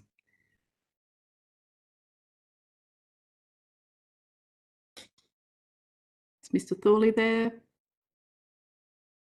Not yet. I might suggest we get started, unless Mr. Thorley was the one who was going to give an opening statement. But if one of the others is going to do that, perhaps we can get started, and then we'll swear Mr. Thorley in when he's able to be heard. Yeah, no, Alan wasn't going to do the opening statement. Great. In that case, can I invite you to make a short opening statement and try and keep it to 2 or 3 minutes? Thank you. Thank you, Madam Chair, for the invitation to appear before the committee. I hope I'm joined by Alan Thornley from Shaw's Darwin Transport, who operate out of Wetherill Park in Western Sydney. Nat Road is Australia's largest national road freight transport association, and we're made up of owner-drivers through to large fleet operators across all freight tasks. Our members are deeply concerned about the impact that New South Wales toll regime is having on the viability of our industry. And by way of background, our industry is extremely competitive, with a large number of operators experiencing poor profitability.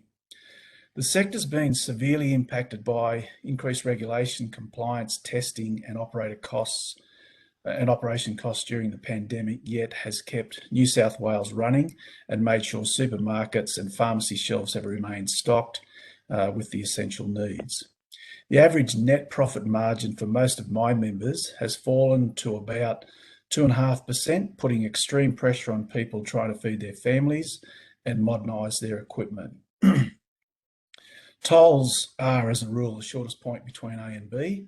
They generally save time, and that's good for customer productivity and emissions. They take heavy vehicles off suburban streets, and they make life quieter for the residents, and they also improve safety for all road users. Truck tolls are generally 3 times greater than those for cars and up to about 11 times more for registration charges. Annual toll bills up to $100,000 are not unknown in Sydney, and I have members who refuse point blank to use tollways simply because they can't afford to do so. So Alan's own company, Shores, is in a ridiculous situation where it costs him more in tolls for a 4-hour round journey from Sydney's western suburbs to the northern beaches than he pays his driver in wages. Tolls are one cost which our members have absolutely no control over. On WestConnex, for example, they increase by 4% or CPI, whichever is the highest basically, and we believe this increase has no relation to the actual cost of road repair and upkeep, as the details are confidential. At most, the increase should be CPI. The fact is that truck operators already pay more than car drivers for road maintenance through registration charges and fuel tax.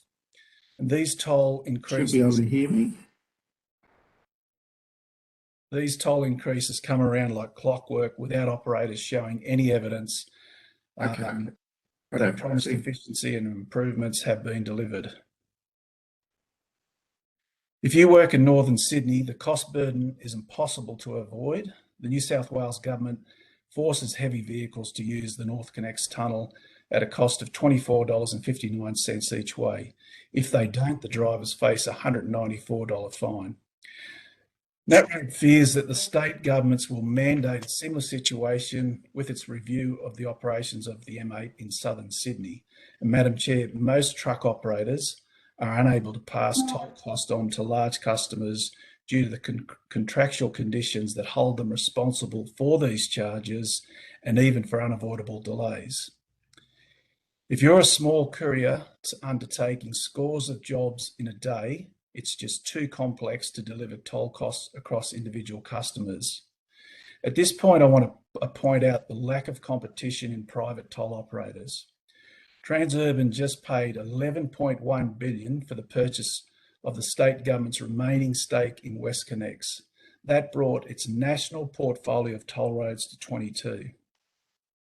With the exception of the Harbour Bridge, every Sydney toll road is run by a private company, and all but 2 of these are operated by Transurban. On September 20, Transurban CEO Scott Charlton was quoted in the Fin Review as saying his company was powerless to change its New South Wales tolls or their annual rate of increase. Mr. Charlton also said that the government sets both, so they are effectively not his problem. Madam Chair, even if this was true, nothing stops Transurban and the government giving rebates or multiple user discounts to truck operators to encourage them to use these roads. Better results are delivered with a carrot as opposed to a stick. The Financial Review also reports that Transurban made an 80% return on its investment in WestConnex in the last year alone. This tells me that Transurban can afford to give its truck industry customers a break. I should also like to point out that Transurban, in its own submission on page 27, puts forward a case study 1, which tried to make out that there was a cost benefit of a mythical truck company that used M5 Southwest and East motorways. I'm going to leave Alan to provide a real life response to this myth.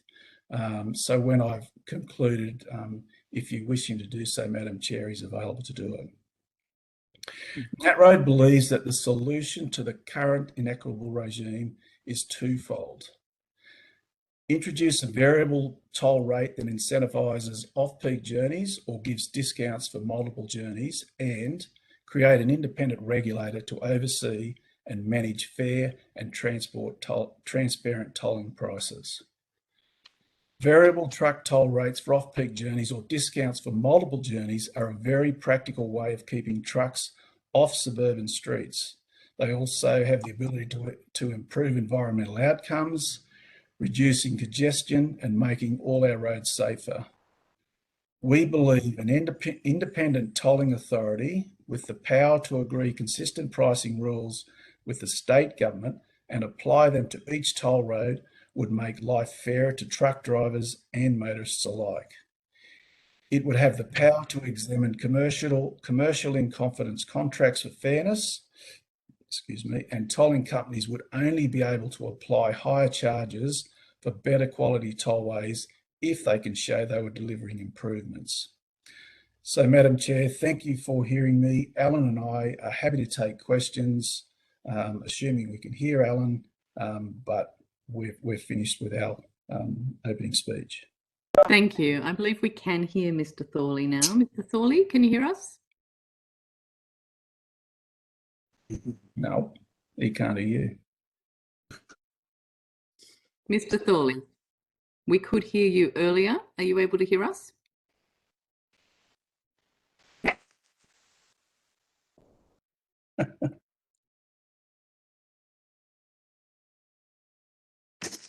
No? Alan. Nope. Okay. No, go on. All right. We will have to move on. When he comes back, we can swear him in and we can ask for his contribution then. Sure. In the meantime, I will go to questions from the opposition. Sorry, Chair, did the Australian Logistics Council intend to make an opening statement? Or? Oh my goodness, I'm so sorry. Thank you. Madam Chair, we do have a short opening statement. Apologies. Please go ahead, Ms. Smith. That's all right.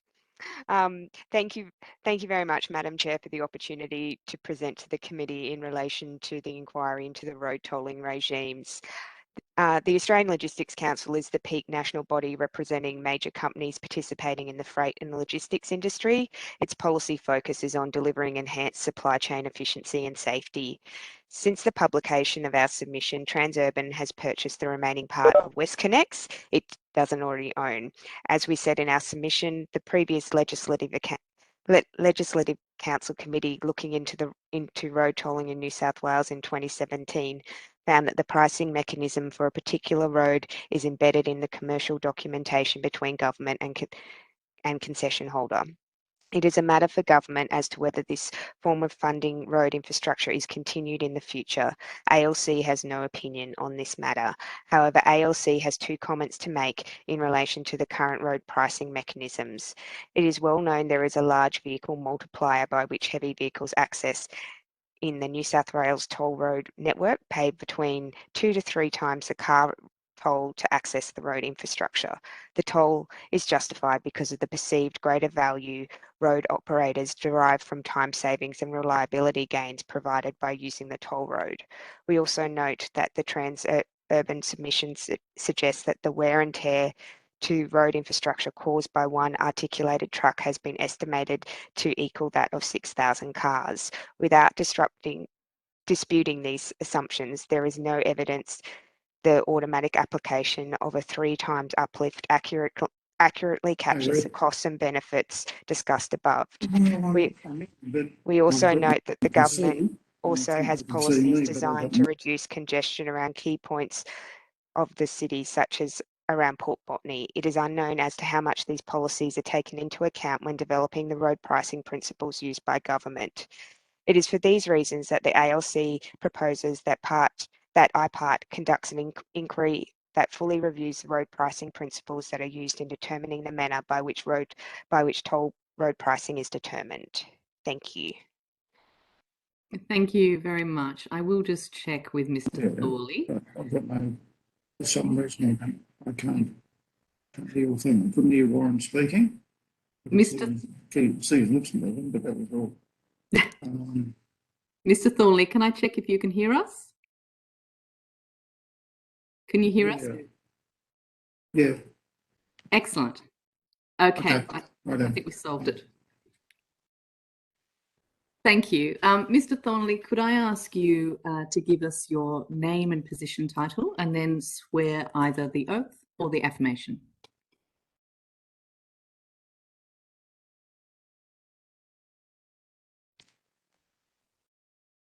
He can't hear you. Is it possible for him to call in?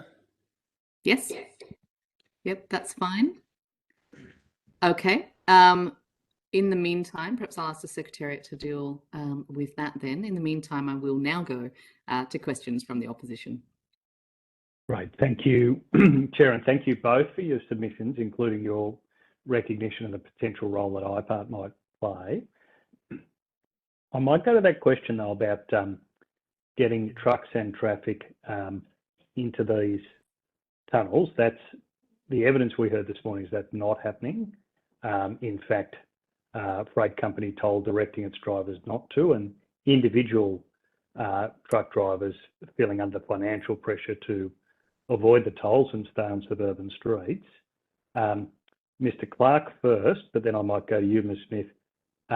As you said, the promise was these roads would take trucks and traffic off our streets. That doesn't seem to be happening. What do you think has gone wrong here? And do you think the sort of solutions you've proposed, and you referred to them in your opening statement, might help turn that around?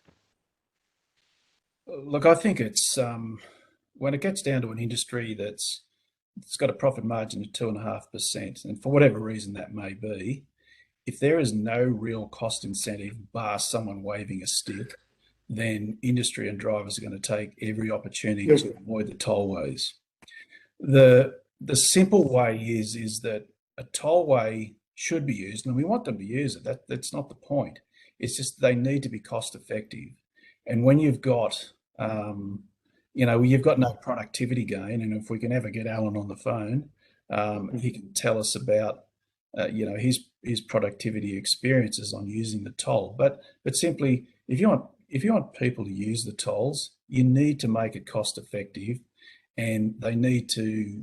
We believe that our options about multi-trip discounts, and we believe that if you have, different times when the tolls are cheaper, then that would be the type of thing that drives these people to the toll. But at the moment, as it stands, somewhere between the 3 times multiplier for heavy vehicles and the 4% increase a year, and the rate of the charge, we've got the price wrong for these companies on very thin margins, and they're just not using these incredible tunnels. Is that a fair?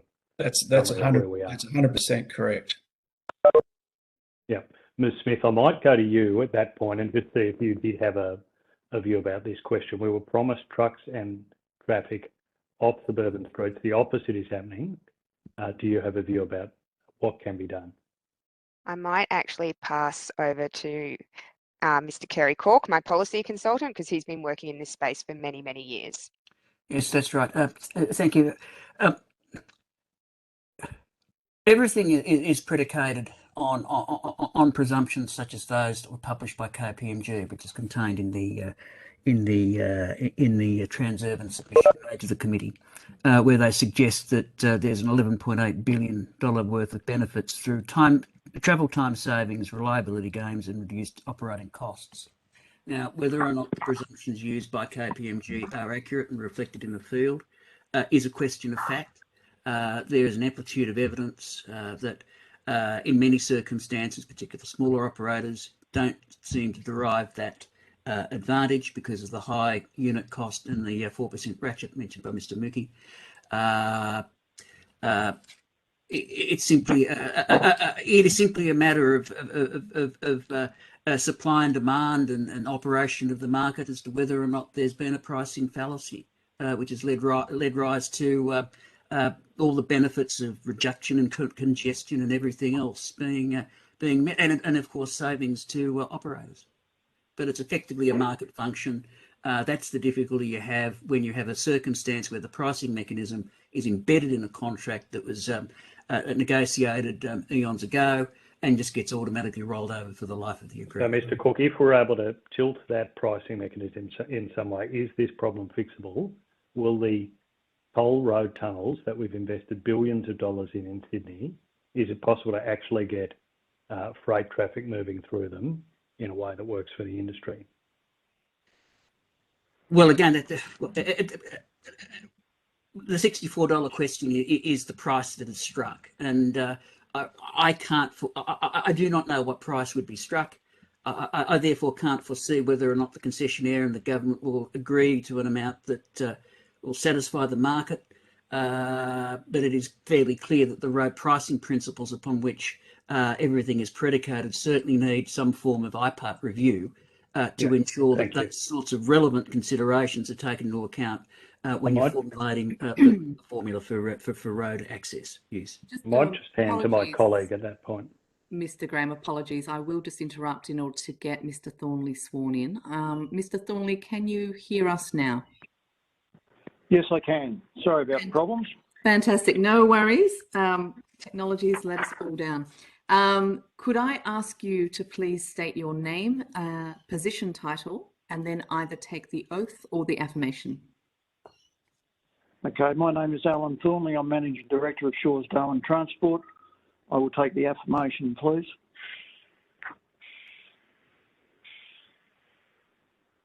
Go ahead.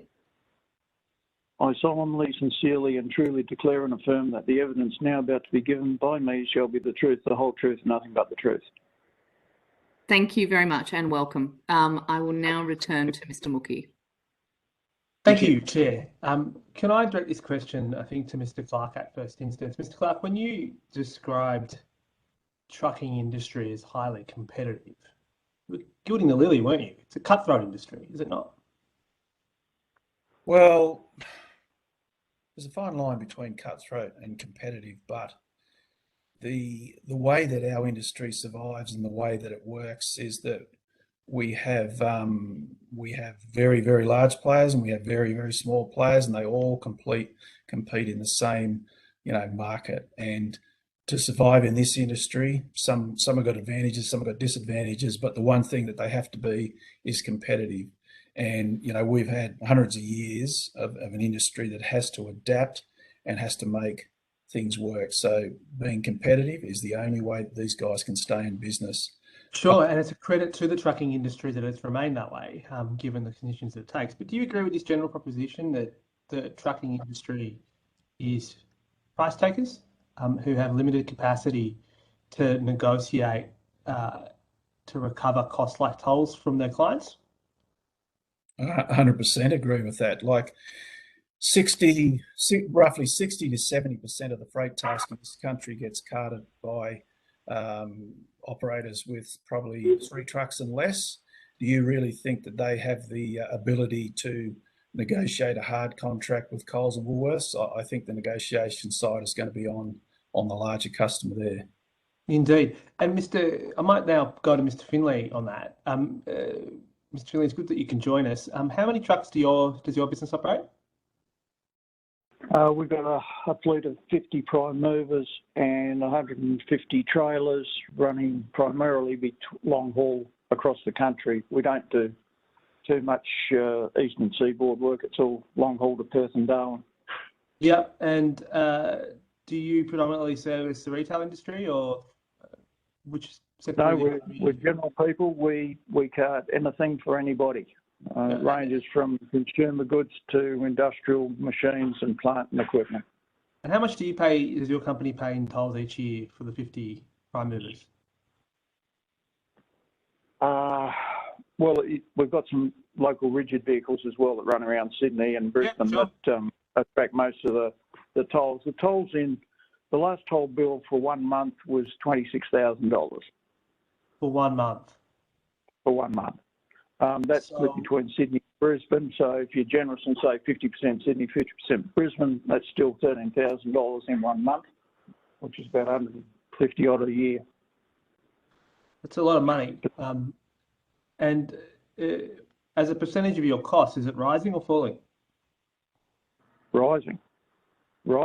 I mean, if you go back 5 or 6 years, it was about 10,000. The few years before that, it was 5,000 a month. Now it's 26 and rising continuously. I mean, the automatic indexation of toll fees at higher than the rate of inflation is a significant challenge. I mean, it's very hard to get price increases in this market. Every time you seek a price increase, your customer goes out on requote, and there's somebody that will undercut your price every time. Chair, I have two more questions. I'm just a bit, in terms of the time, I understand that we did lose a bit of time to swear Mr. Finlay in, so I'm just going to ask them unless you tell me otherwise. Sorry, I didn't understand that question. Sorry, that was to the chair. I was just saying to the chair that I understand the interruption that was required just to swear you in means that I think the opposition might have 1 more minute left, if that's okay with you, Chair. Thank you. Mr. Finlay, of that 150,000 that you pay each year, how much of that have you recovered from your clients? How much have you passed on? Very, very little. There's no formal mechanism for recovering that from clients. The best we can do is apply a surcharge to individual single job quotes, but for contract arrangements, there's nothing we can. The very best we can do is a general price increase, which is an aggregate of CPI related costs. There's no specific opportunity.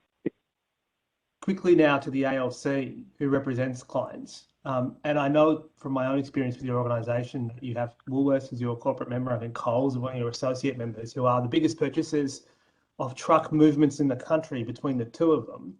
Can I ask the ALC, does your members permit reimburse trucking operators for toll costs incurred? And if not, what assistance does your members, particularly on the client ends or the consignors of freight, provide to the providers of freight services when it comes to tolls?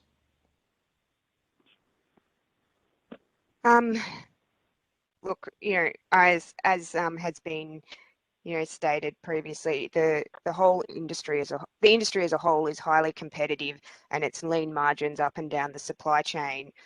But ALC is a policy association, and we don't actually get involved in the operations of our members, so I wouldn't be able to, confidently say what mechanisms are in place to recover those costs. Are you aware of any? Like I said, I wouldn't be able to say with confidence, so I'd rather not respond. Chair, I think my time might have expired. Thank you, Mr. Mookie. I'll start with a question to you, Ms. Smith, if I can. What would happen? We've seen with North Connects, with the government saying you can't use Pennant Hills Road anymore. You need to use this toll road and pay that toll.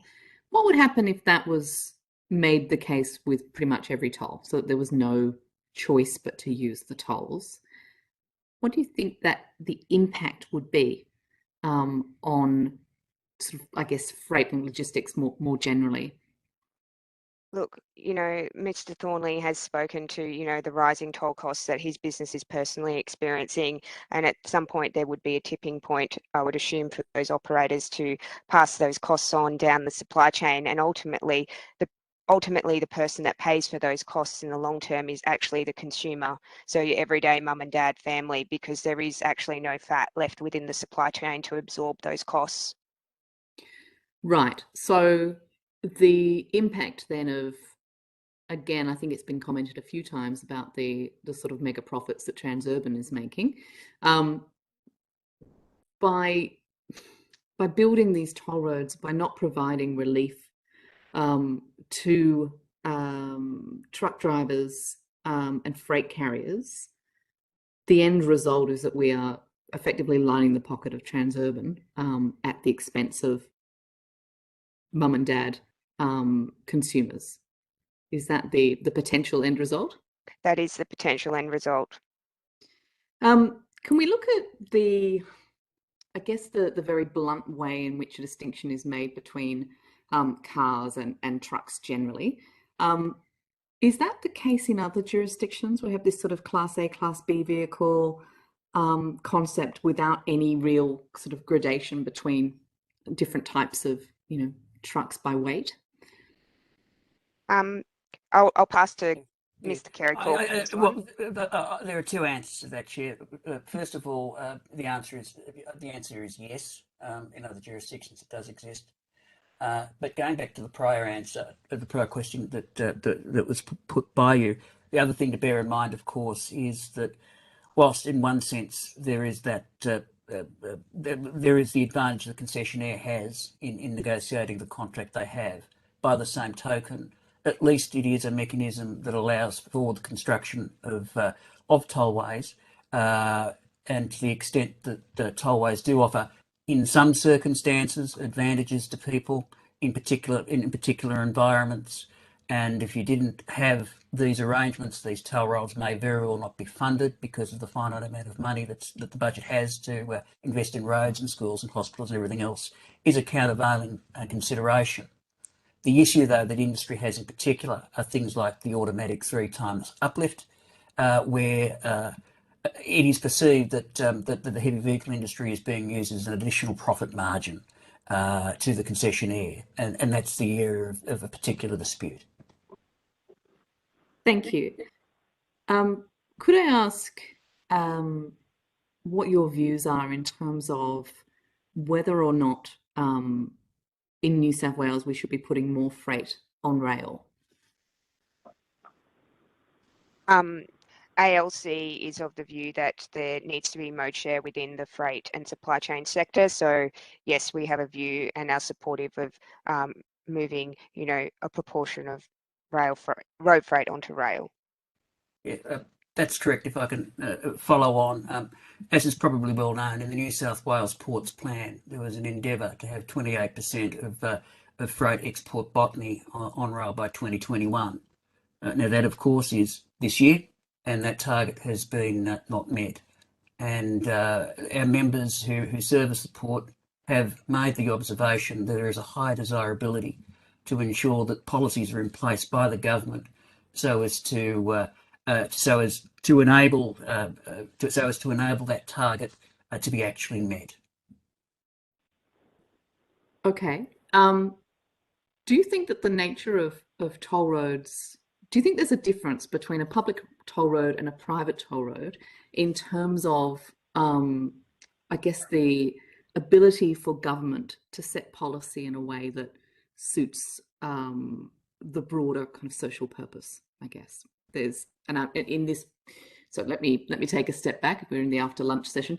If we are looking at what is the most efficient mode of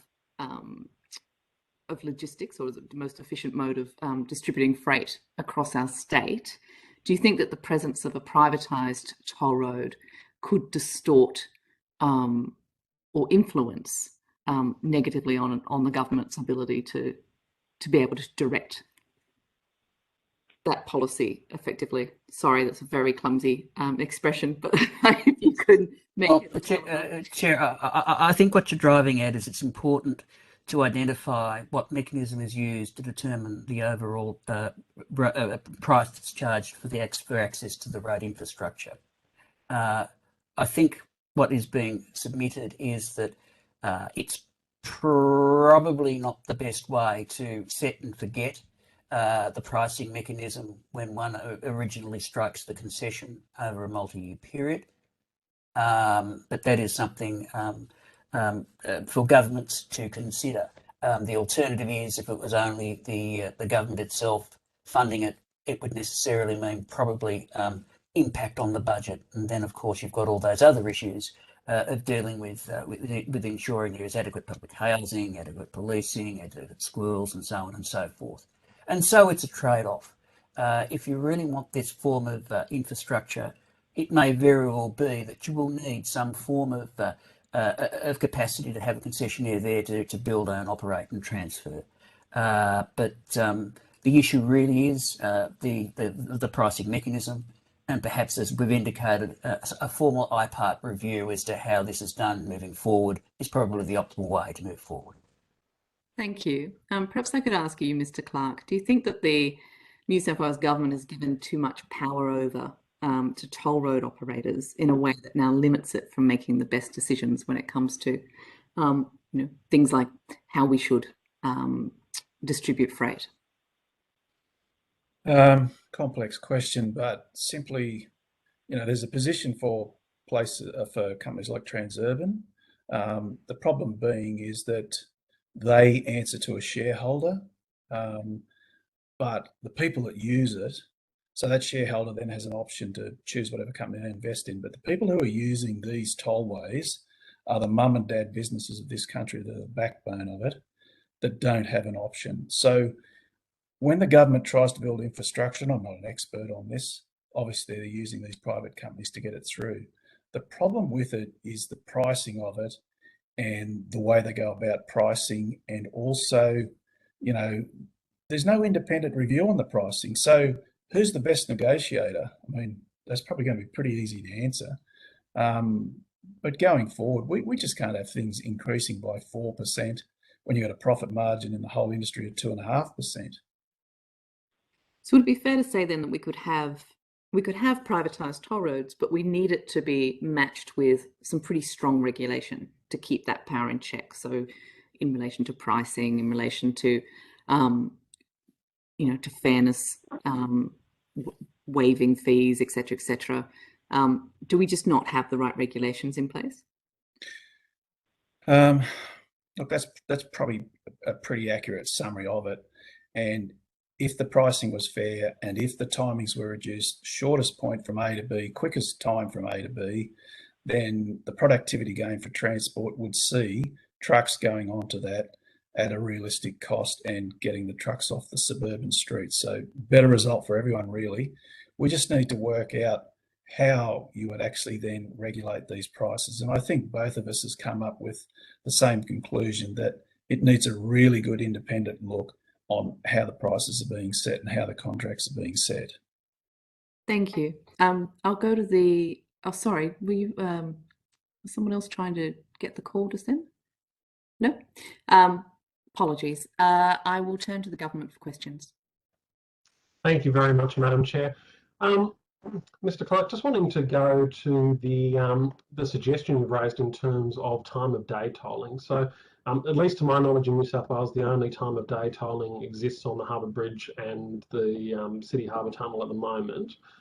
Is that seeing any truck drivers and logistics companies taking advantage of that time of day tolling at all to change distribution? Look, I think it definitely would. There's no doubt about it. But you've got to look at where your freight task is moving from, and most of your freight task, as Alan will attest to, is probably not that particular route. If you've got a freight task that's coming in from the Western Sydney or out from the ports, et cetera, then there's no incentive there for them to use it at 3 a.m. in the morning when there's less traffic, less noise, et cetera. So, yeah, look, it would to a certain degree, but if you want to see some real gains in that, put it across your network, and guys will be moving things at 2 in the morning where people aren't around. And how does that work then in terms of the other costs that you've got as part of the business as well? Like I imagine, in terms of penalty rates and the like. And I know that, and look, by way of disclosure, my father has worked as a truck driver in the past and still works in the logistics industry. So I know that, and he used to do milk runs up to Newcastle. So I'm certainly aware of sort of the shift working nature of the market. But when it comes to some of the other on costs and that, would tolls feature so significantly that people would actually change that behaviour? It's probably a better question for Alan. I mean, Alan's living and breathing it. Alan, do you want to answer that one? Yeah, I can do. Certainly, off-peak tolls would encourage a shift. I mean, during the COVID shutdown, where access hours have been relaxed by some local councils, it certainly aided the industry in getting things moving in a more efficient manner, and reduced. It's one of my bugbears that the standard hours of work embodied in awards really do restrict the efficiency and productivity of the nation as a whole. If we were not bound by these standard hours of work, the need to build roads and infrastructure to cope with morning and afternoon peaks would disappear, because people could work 24/7 as they're doing in this work from home environment during COVID. People are working much more flexible hours. And if we can have access to be much more flexible, then your productivity and efficiency would improve. And reducing tolls for off-peak would help share the load on the motorways more evenly, so that you get rid of the congested peaks during the daytime and allow more things to happen at night. I mean, certainly the exorbitant costs of tolls at the moment really would encourage people to chase a cheaper out of hours option. No, thank you very much for that. And just turning across to the Logistics Council, and Mr. Cork, I think you're probably suitably qualified to discuss this, and please feel free to jump in as well, Mr. Clark. But just in terms of that 3 times multiplier and the costs, and I think that it was mentioned earlier on, Ms. Smith, that you don't necessarily quibble with the assumptions in terms of the costs, impost of heavier vehicles. But do you have any projections yourselves as to what you think that multiplier should be, rather than that 3 times multiplier? Well, Mr. Farlow, as we indicated in our submission, there is, for better or for worse, a formula that is used for the purposes of striking the general road user charge for heavy vehicles that has the horrible acronym of PAYGO. Now, I don't know it would be efficient use of time to go through how PAYGO operates, although it is mentioned in our submission. But the point of the matter is, with PAYGO, in the way that it is currently structured, is that at least there is an identified percentage of costs are reported, and a particular percentage of those costs for, say, maintenance is attributed to heavy vehicles. And that's done as far as is practicable in a manner which genuinely reflects the costs that are incurred as a result of the fact that heavy vehicles are heavier and they do damage the tarmac a little bit more than heavy vehicles. The point that we make is to have a mere automatic 3 times uplift because it's a national standard has, in our view, the disadvantage that we just don't know that that rather lazy application necessarily captures not much more than the additional costs incurred by the concession holder to allow him to access onto the tollway. So that's an important point there. We can safely assume, hypothetically speaking, they mightn't recover enough, but I suspect that Transurban know precisely how to price the maintenance of roads. And all I think that we're looking at when we're talking about a review of road pricing is some sort of assurance that, to the extent that heavy vehicles are charged a greater tariff than lighter vehicles, that additional tariff is no more than is necessary to ensure the genuine maintenance of the tollway, so that the infrastructure can continue to operate in an efficient way. Thank you very much. Any other views on that, Mr. Clark or Ms. Smith? The only thing I'd like to add there basically is that I think we've sort of indicated that, you know, the heavy vehicle gets slugged for everything because it's an easy target, right?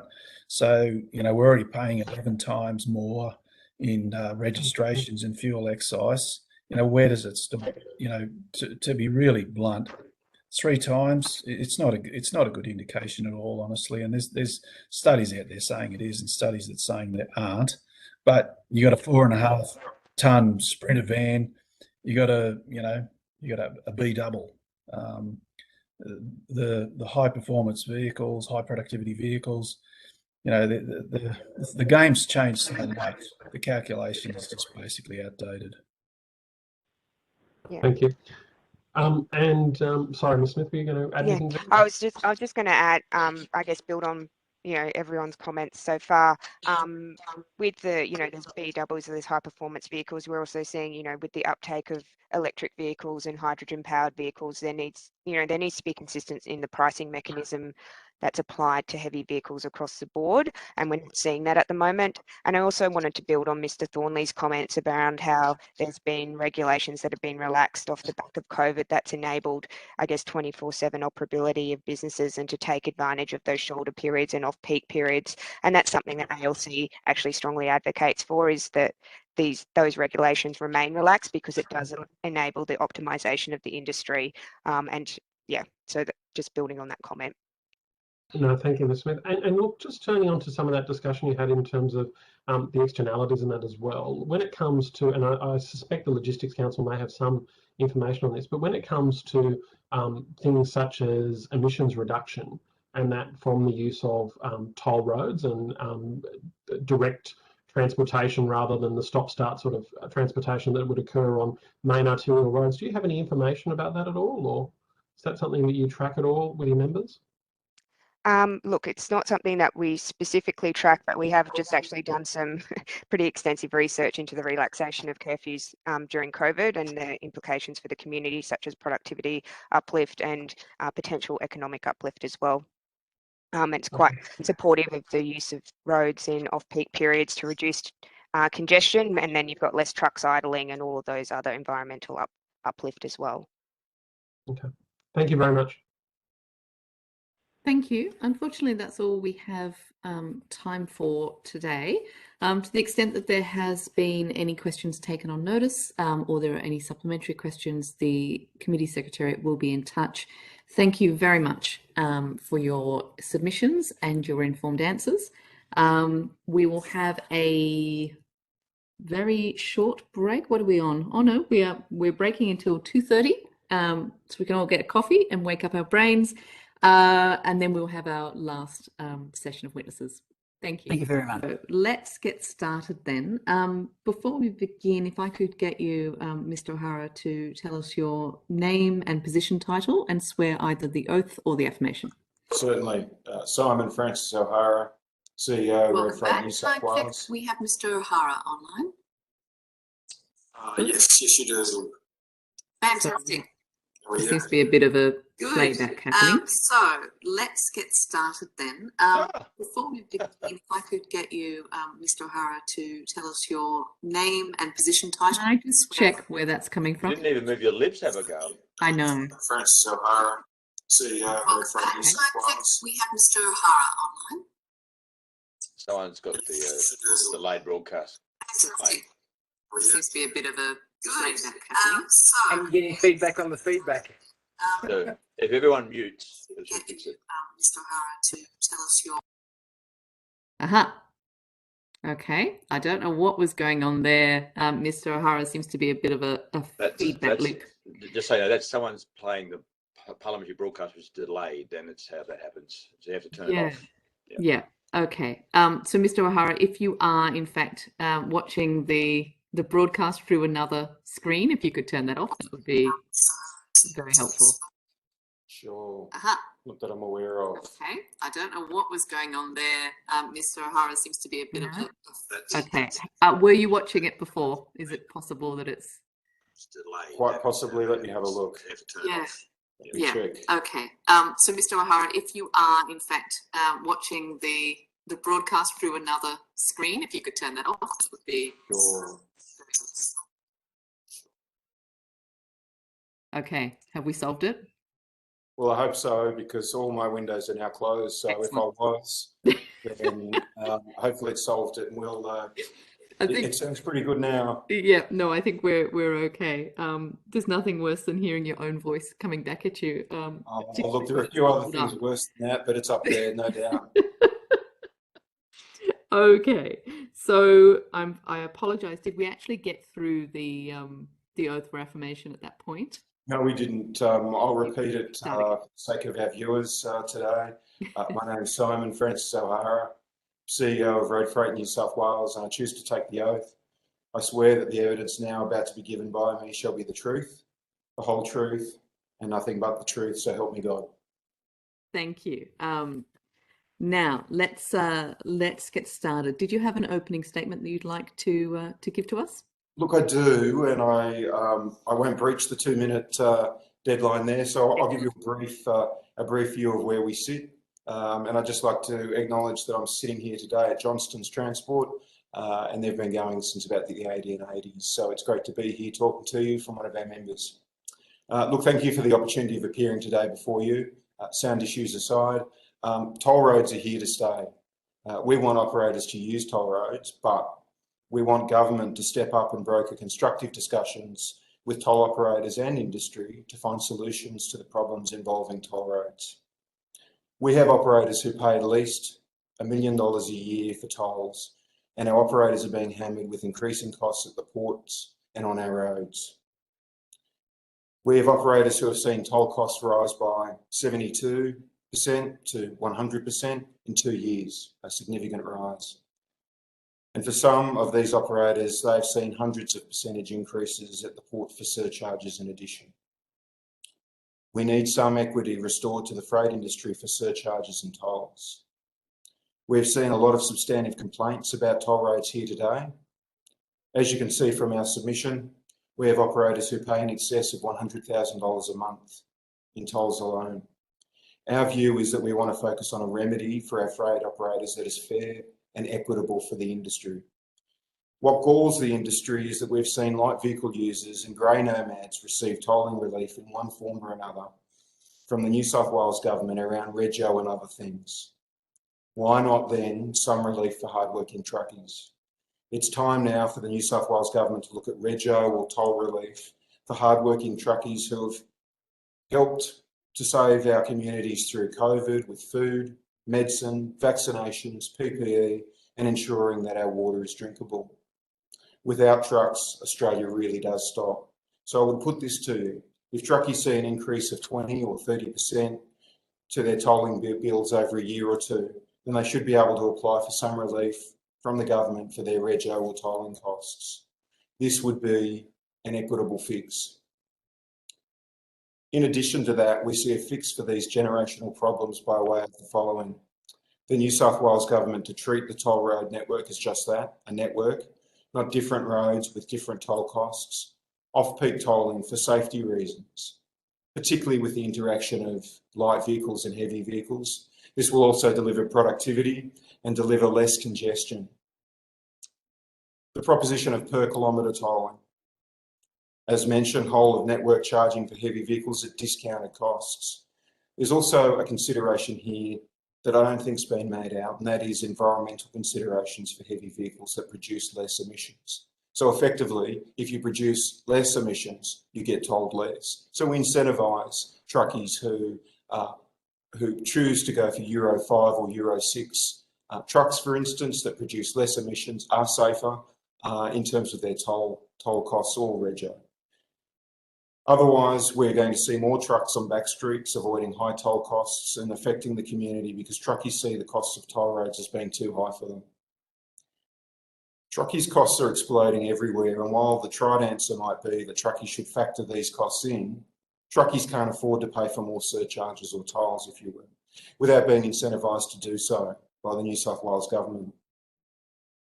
Road Freight New South Wales understands that the modelling for these new toll rates has a heavy reliance on truckies paying the lion's share of tolls. As you know, that there's a difference between light vehicle and heavy vehicle tolling costs, and also frequency of use.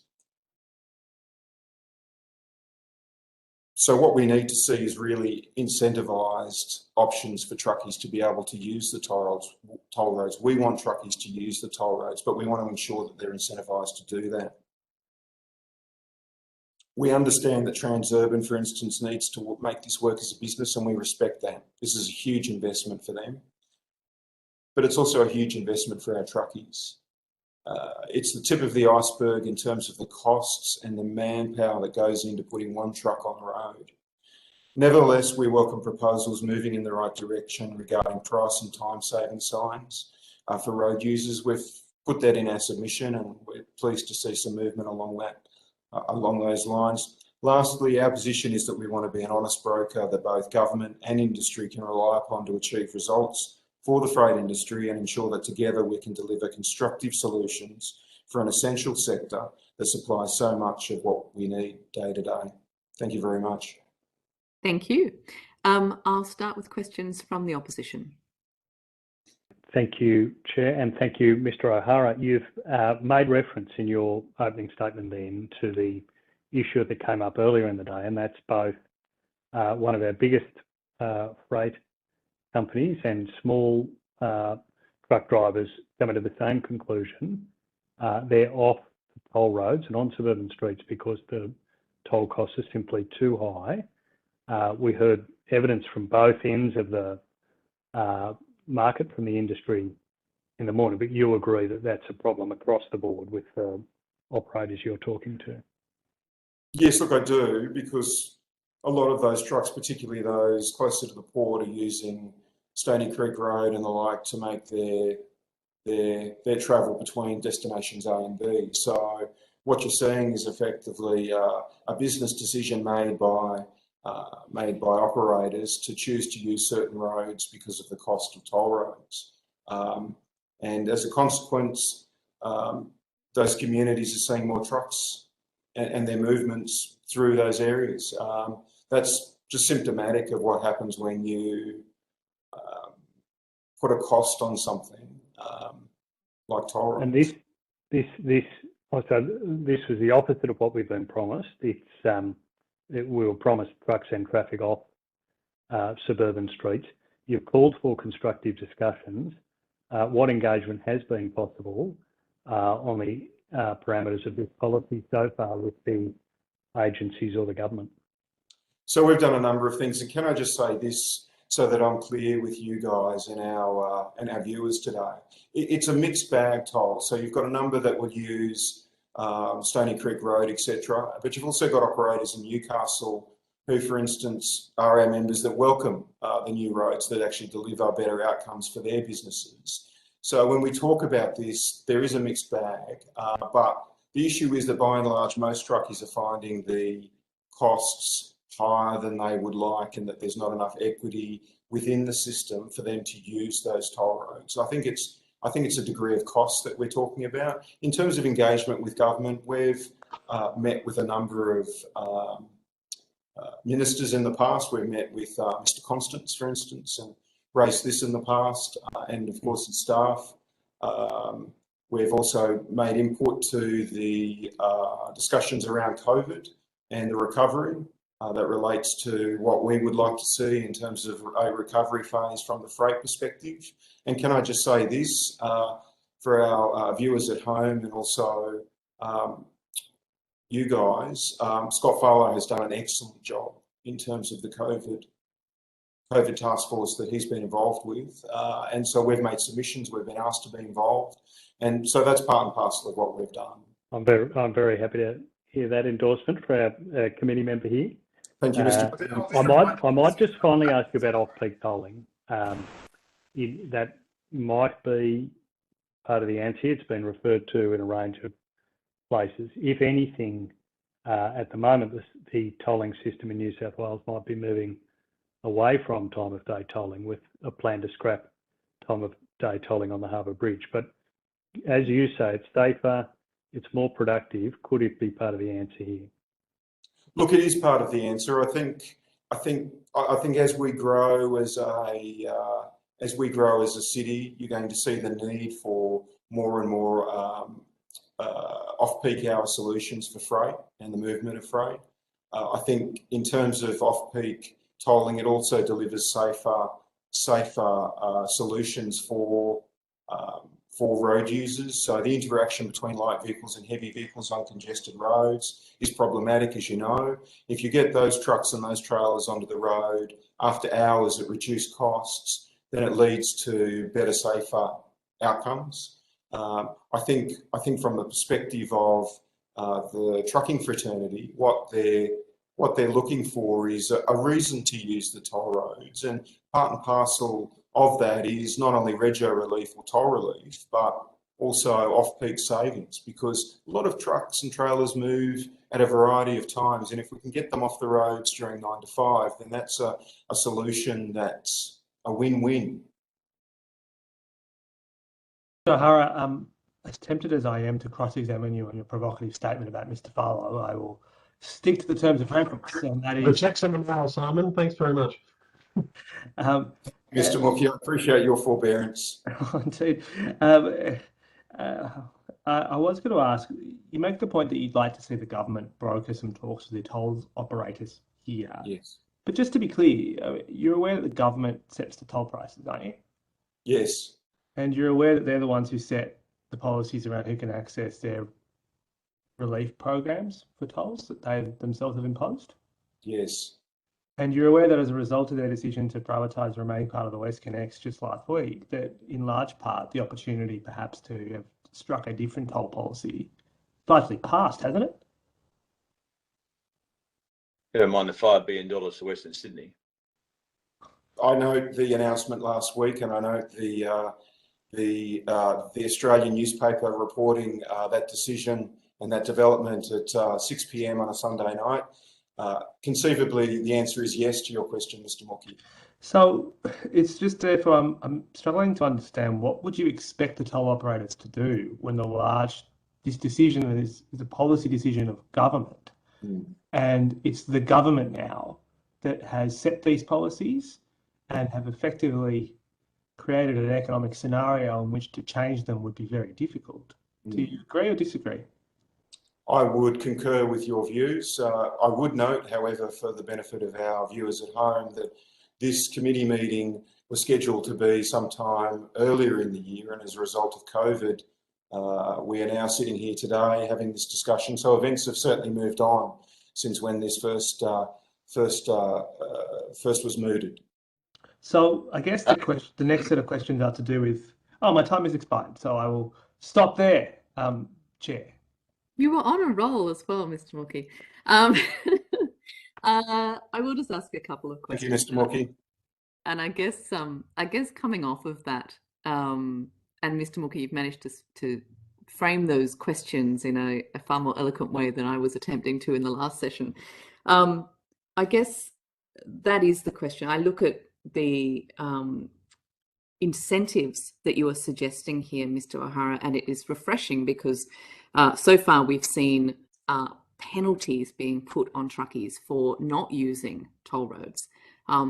We know that incentives would obviously be a more effective way and a fairer way of encouraging truckies onto the roads. But it's true, isn't it, that the government has tied its own hands in this regard?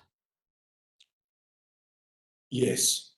So if we were to provide, so if the government was to agree to provide relief, it's effectively then coming out of public purse and going straight into the pockets of the likes of Transurban. Do you mean relief in relation to truckies or relief in relation to? Well, all of the relief. Reframe that question. I beg your So pardon. effectively, any toll relief doesn't come from the likes of Transurban. It comes from the government out of public money, right? There are two major new toll roads coming, as I'm sure you're aware, the Western Harbour Tunnel and Beaches Link proposal within the next sort of 5 to 6 years. What would be, I guess, what would you be lobbying for between now and then in terms of looking at a more flexible regime for those new toll roads from the government? Well, similar to what we've put in our submission here to you, we'd be looking at a range of lobbying activities with government, specifically around trying to incentivise truckies to actually use those roads. I think a bit like the vaccination approach that we've taken, and that is that we move things along in a manner that's compelling people without necessarily compelling people into a position of having to do something. I think there's a real option here for us to do that with tolling as well. That is that we ensure that there's enough incentives there for truckies to be able to use the toll roads. But if it's too expensive, truckies just won't use the toll roads. And that's problematic, particularly when your modeling's built on high numbers of freight usage of those toll roads. So in terms of lobbying activity, we'd like to see a bit more of a formal approach from government for any future developments rather than an ad hoc raise it with either Transport for New South Wales or have a discussion with the minister. I think given the importance of this issue, we probably should start with a bit of a summit and then move on from there, because unless there's genuine and bona fide dialogue with industry, and a lot of industry has, pretty positive things to say about toll roads, there's no doubt about that. But unless there's, bona fide and genuine engagement with industry that means something, then, conceivably we're going to see more contracts and more committees like this. I note that there was a 2017 committee not unlike this. And now we're, 4 years down the path? So from my perspective, we want to work with Transurban, but we also want to work with the government to ensure that we get solutions for our freight operators, because they are the customer and they want to make sure that they get their freight efficiently and safely, particularly our members who by and large are the ones that spend a lot of money on safety, training and all of these sorts of things. We want to incentivise them onto using these toll roads because there are benefits, there's no doubt about that. But cost remains an issue, and we've been consistent about this. Cost remains an issue. And if you don't do anything about that, then you're going to see the same problems, Do you think, except in different places. Yeah, could I get your view on the rationale for road pricing? We seem to have a few different conceptions of this. So at a federal level, we have the fuel excise levy, Yes. which is variously described as being either for environmental reasons or for the purposes of paying for road maintenance, even though it goes into general revenue. We then have registration costs, which seem to be based on the kind of weight of the vehicle. And as you've identified, you've got a registration fee up to 11 times more than for a car for a truck. And then you've also got this kind of different approach from the toll companies where you've got, up to 3 times. What do you make of that? And is there a better way, I guess, of putting sort of just maybe one single levy? So that's a really good question, and I think compounding interest is one of the great phenomena of the modern world, which is effectively what this is. You've got tax upon tax or surcharge upon surcharge. So it's not just that you're looking at. You're looking at a whole range of other surcharges, particularly at the port, that make its way into costs for business. Look, there is an argument there for a single cost rather than double or triple dipping on, for instance, the weight or the damage that trucks do to roads. And that comes back to, in part, our submission, where we've said, look, we can walk and chew gum at the same time. And that means that if you do have a truck, for instance, on a Transurban road and it's not fully loaded or it's empty, then why would it be paying the full freight on toll charges? If the argument is about how heavy something is and the damage that it does to a road, why would you charge that particular truck that amount of money? So I think you've got a point in terms of your question. There's a whole lot of different, whether they be excises or registration or user charges, that all seem to be talking about the same thing. And I think as part of this mix as well, it would be unfortunate if we didn't talk about the different types of vehicles that we have using the roads as well, and perhaps looking at incentivising, for instance, those that are that produce less emissions. And in fact, even to the point where you've got trucks that use electric or hydrogen and do last mile deliveries or short runs around the port. I think those aspects to those questions need answers as well, because it's not just about weights on roads. Thank you. My time's expired. I'll go to the government. Thank you very much. Thank you very much, Madam Chair, and thank you, Mr. O'Hara, for being here with us today. Just interested in terms of your submission, your suggestion in terms of the time of day tolling, which we've heard from previous witnesses today as well. How much do you think there would be a change in the whole nature of the industry if time of day tolling was taken up and implemented? Look, I think there'd be a significant change, particularly around line haul. That is, trucks coming in from out of state into distribution centres in New South Wales. You've got a range of those DCs in southwest Sydney and Western Sydney. So they've got to come in from north and south. So I think there would be, over time, a change and a considerable change. That I wouldn't sit here and say to you that there would be a change overnight. I think that there would be a slow change over time, but I mean, none of this stuff is immediate unless you put a high cost on something and then people react immediately. But if you incentivise businesses, because it's not just about the trucking operator, it's also about the DCs being open for business and being able to take delivery. It's all of those sorts of things. But I think that there would be, over time, a significant change. And as we grow as a city, you're going to see less and less this being an option and more of a necessity. Now, you mentioned also in terms of the different environmental standards and a potential differential tolling regime dependent on the environmental standards of the trucks that are used. Could this be implemented on the current existing framework, or would there need to be technological improvements to account for something like that? Sorry, what do you mean by the second part of your question, technologically proven? Well, like in terms of like the current e-tags and that you have, would that be sufficient in terms of having those radiated, or would there have to be some form of different technology that would be used to have some sort of demarcation as to what the vehicle was? Yeah, look, I think subject to the information contained in the e-tag, and maybe there needs to be a bit of a tweak there in terms of containing a bit more information about the vehicle that you're using. So if you take an e-tag off one vehicle and put it in another, then that would obviously cause a problem. But in terms of the information, if you've got a Euro 5 or Euro 6 or above in the future, then conceivably e-tags could be a vehicle by which you, or a piece of equipment that could allow you to, ensure that that occurs, that you register that vehicle as being a lower emitting vehicle, and as a consequence, it's picked up at the tollway. It probably would only need a tweak, if anything.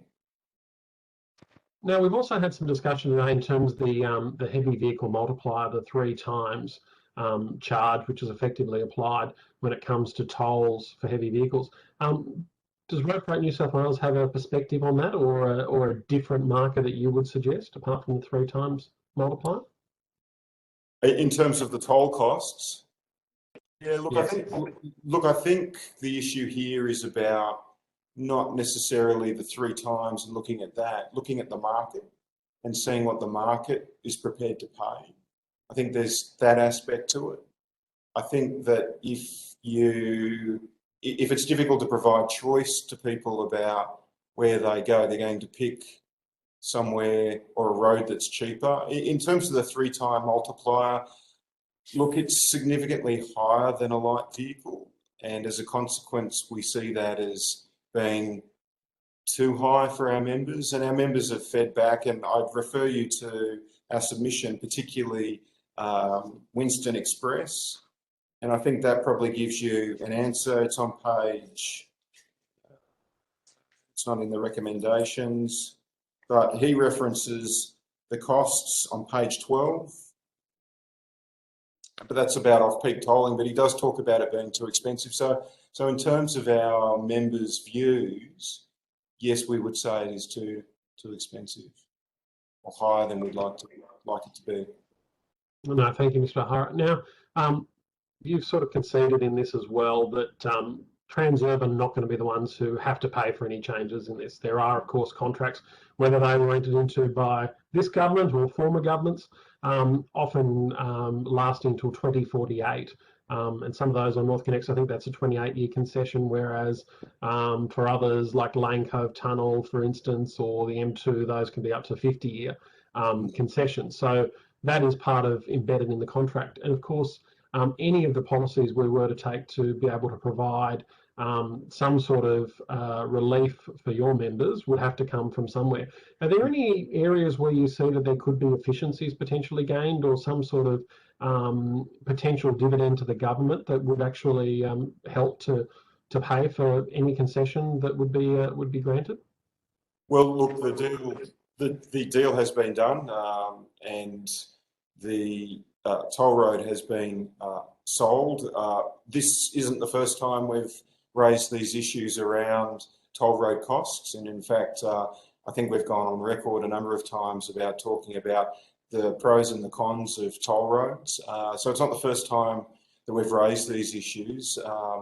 From our perspective, we've talked about this and raised this publicly for some time. In terms of savings, the savings I think you will see for communities and constituents and electoral savings. I'd suggest that there's going to be some residents on Stony Creek Road that would much prefer an incentive scheme than they would otherwise.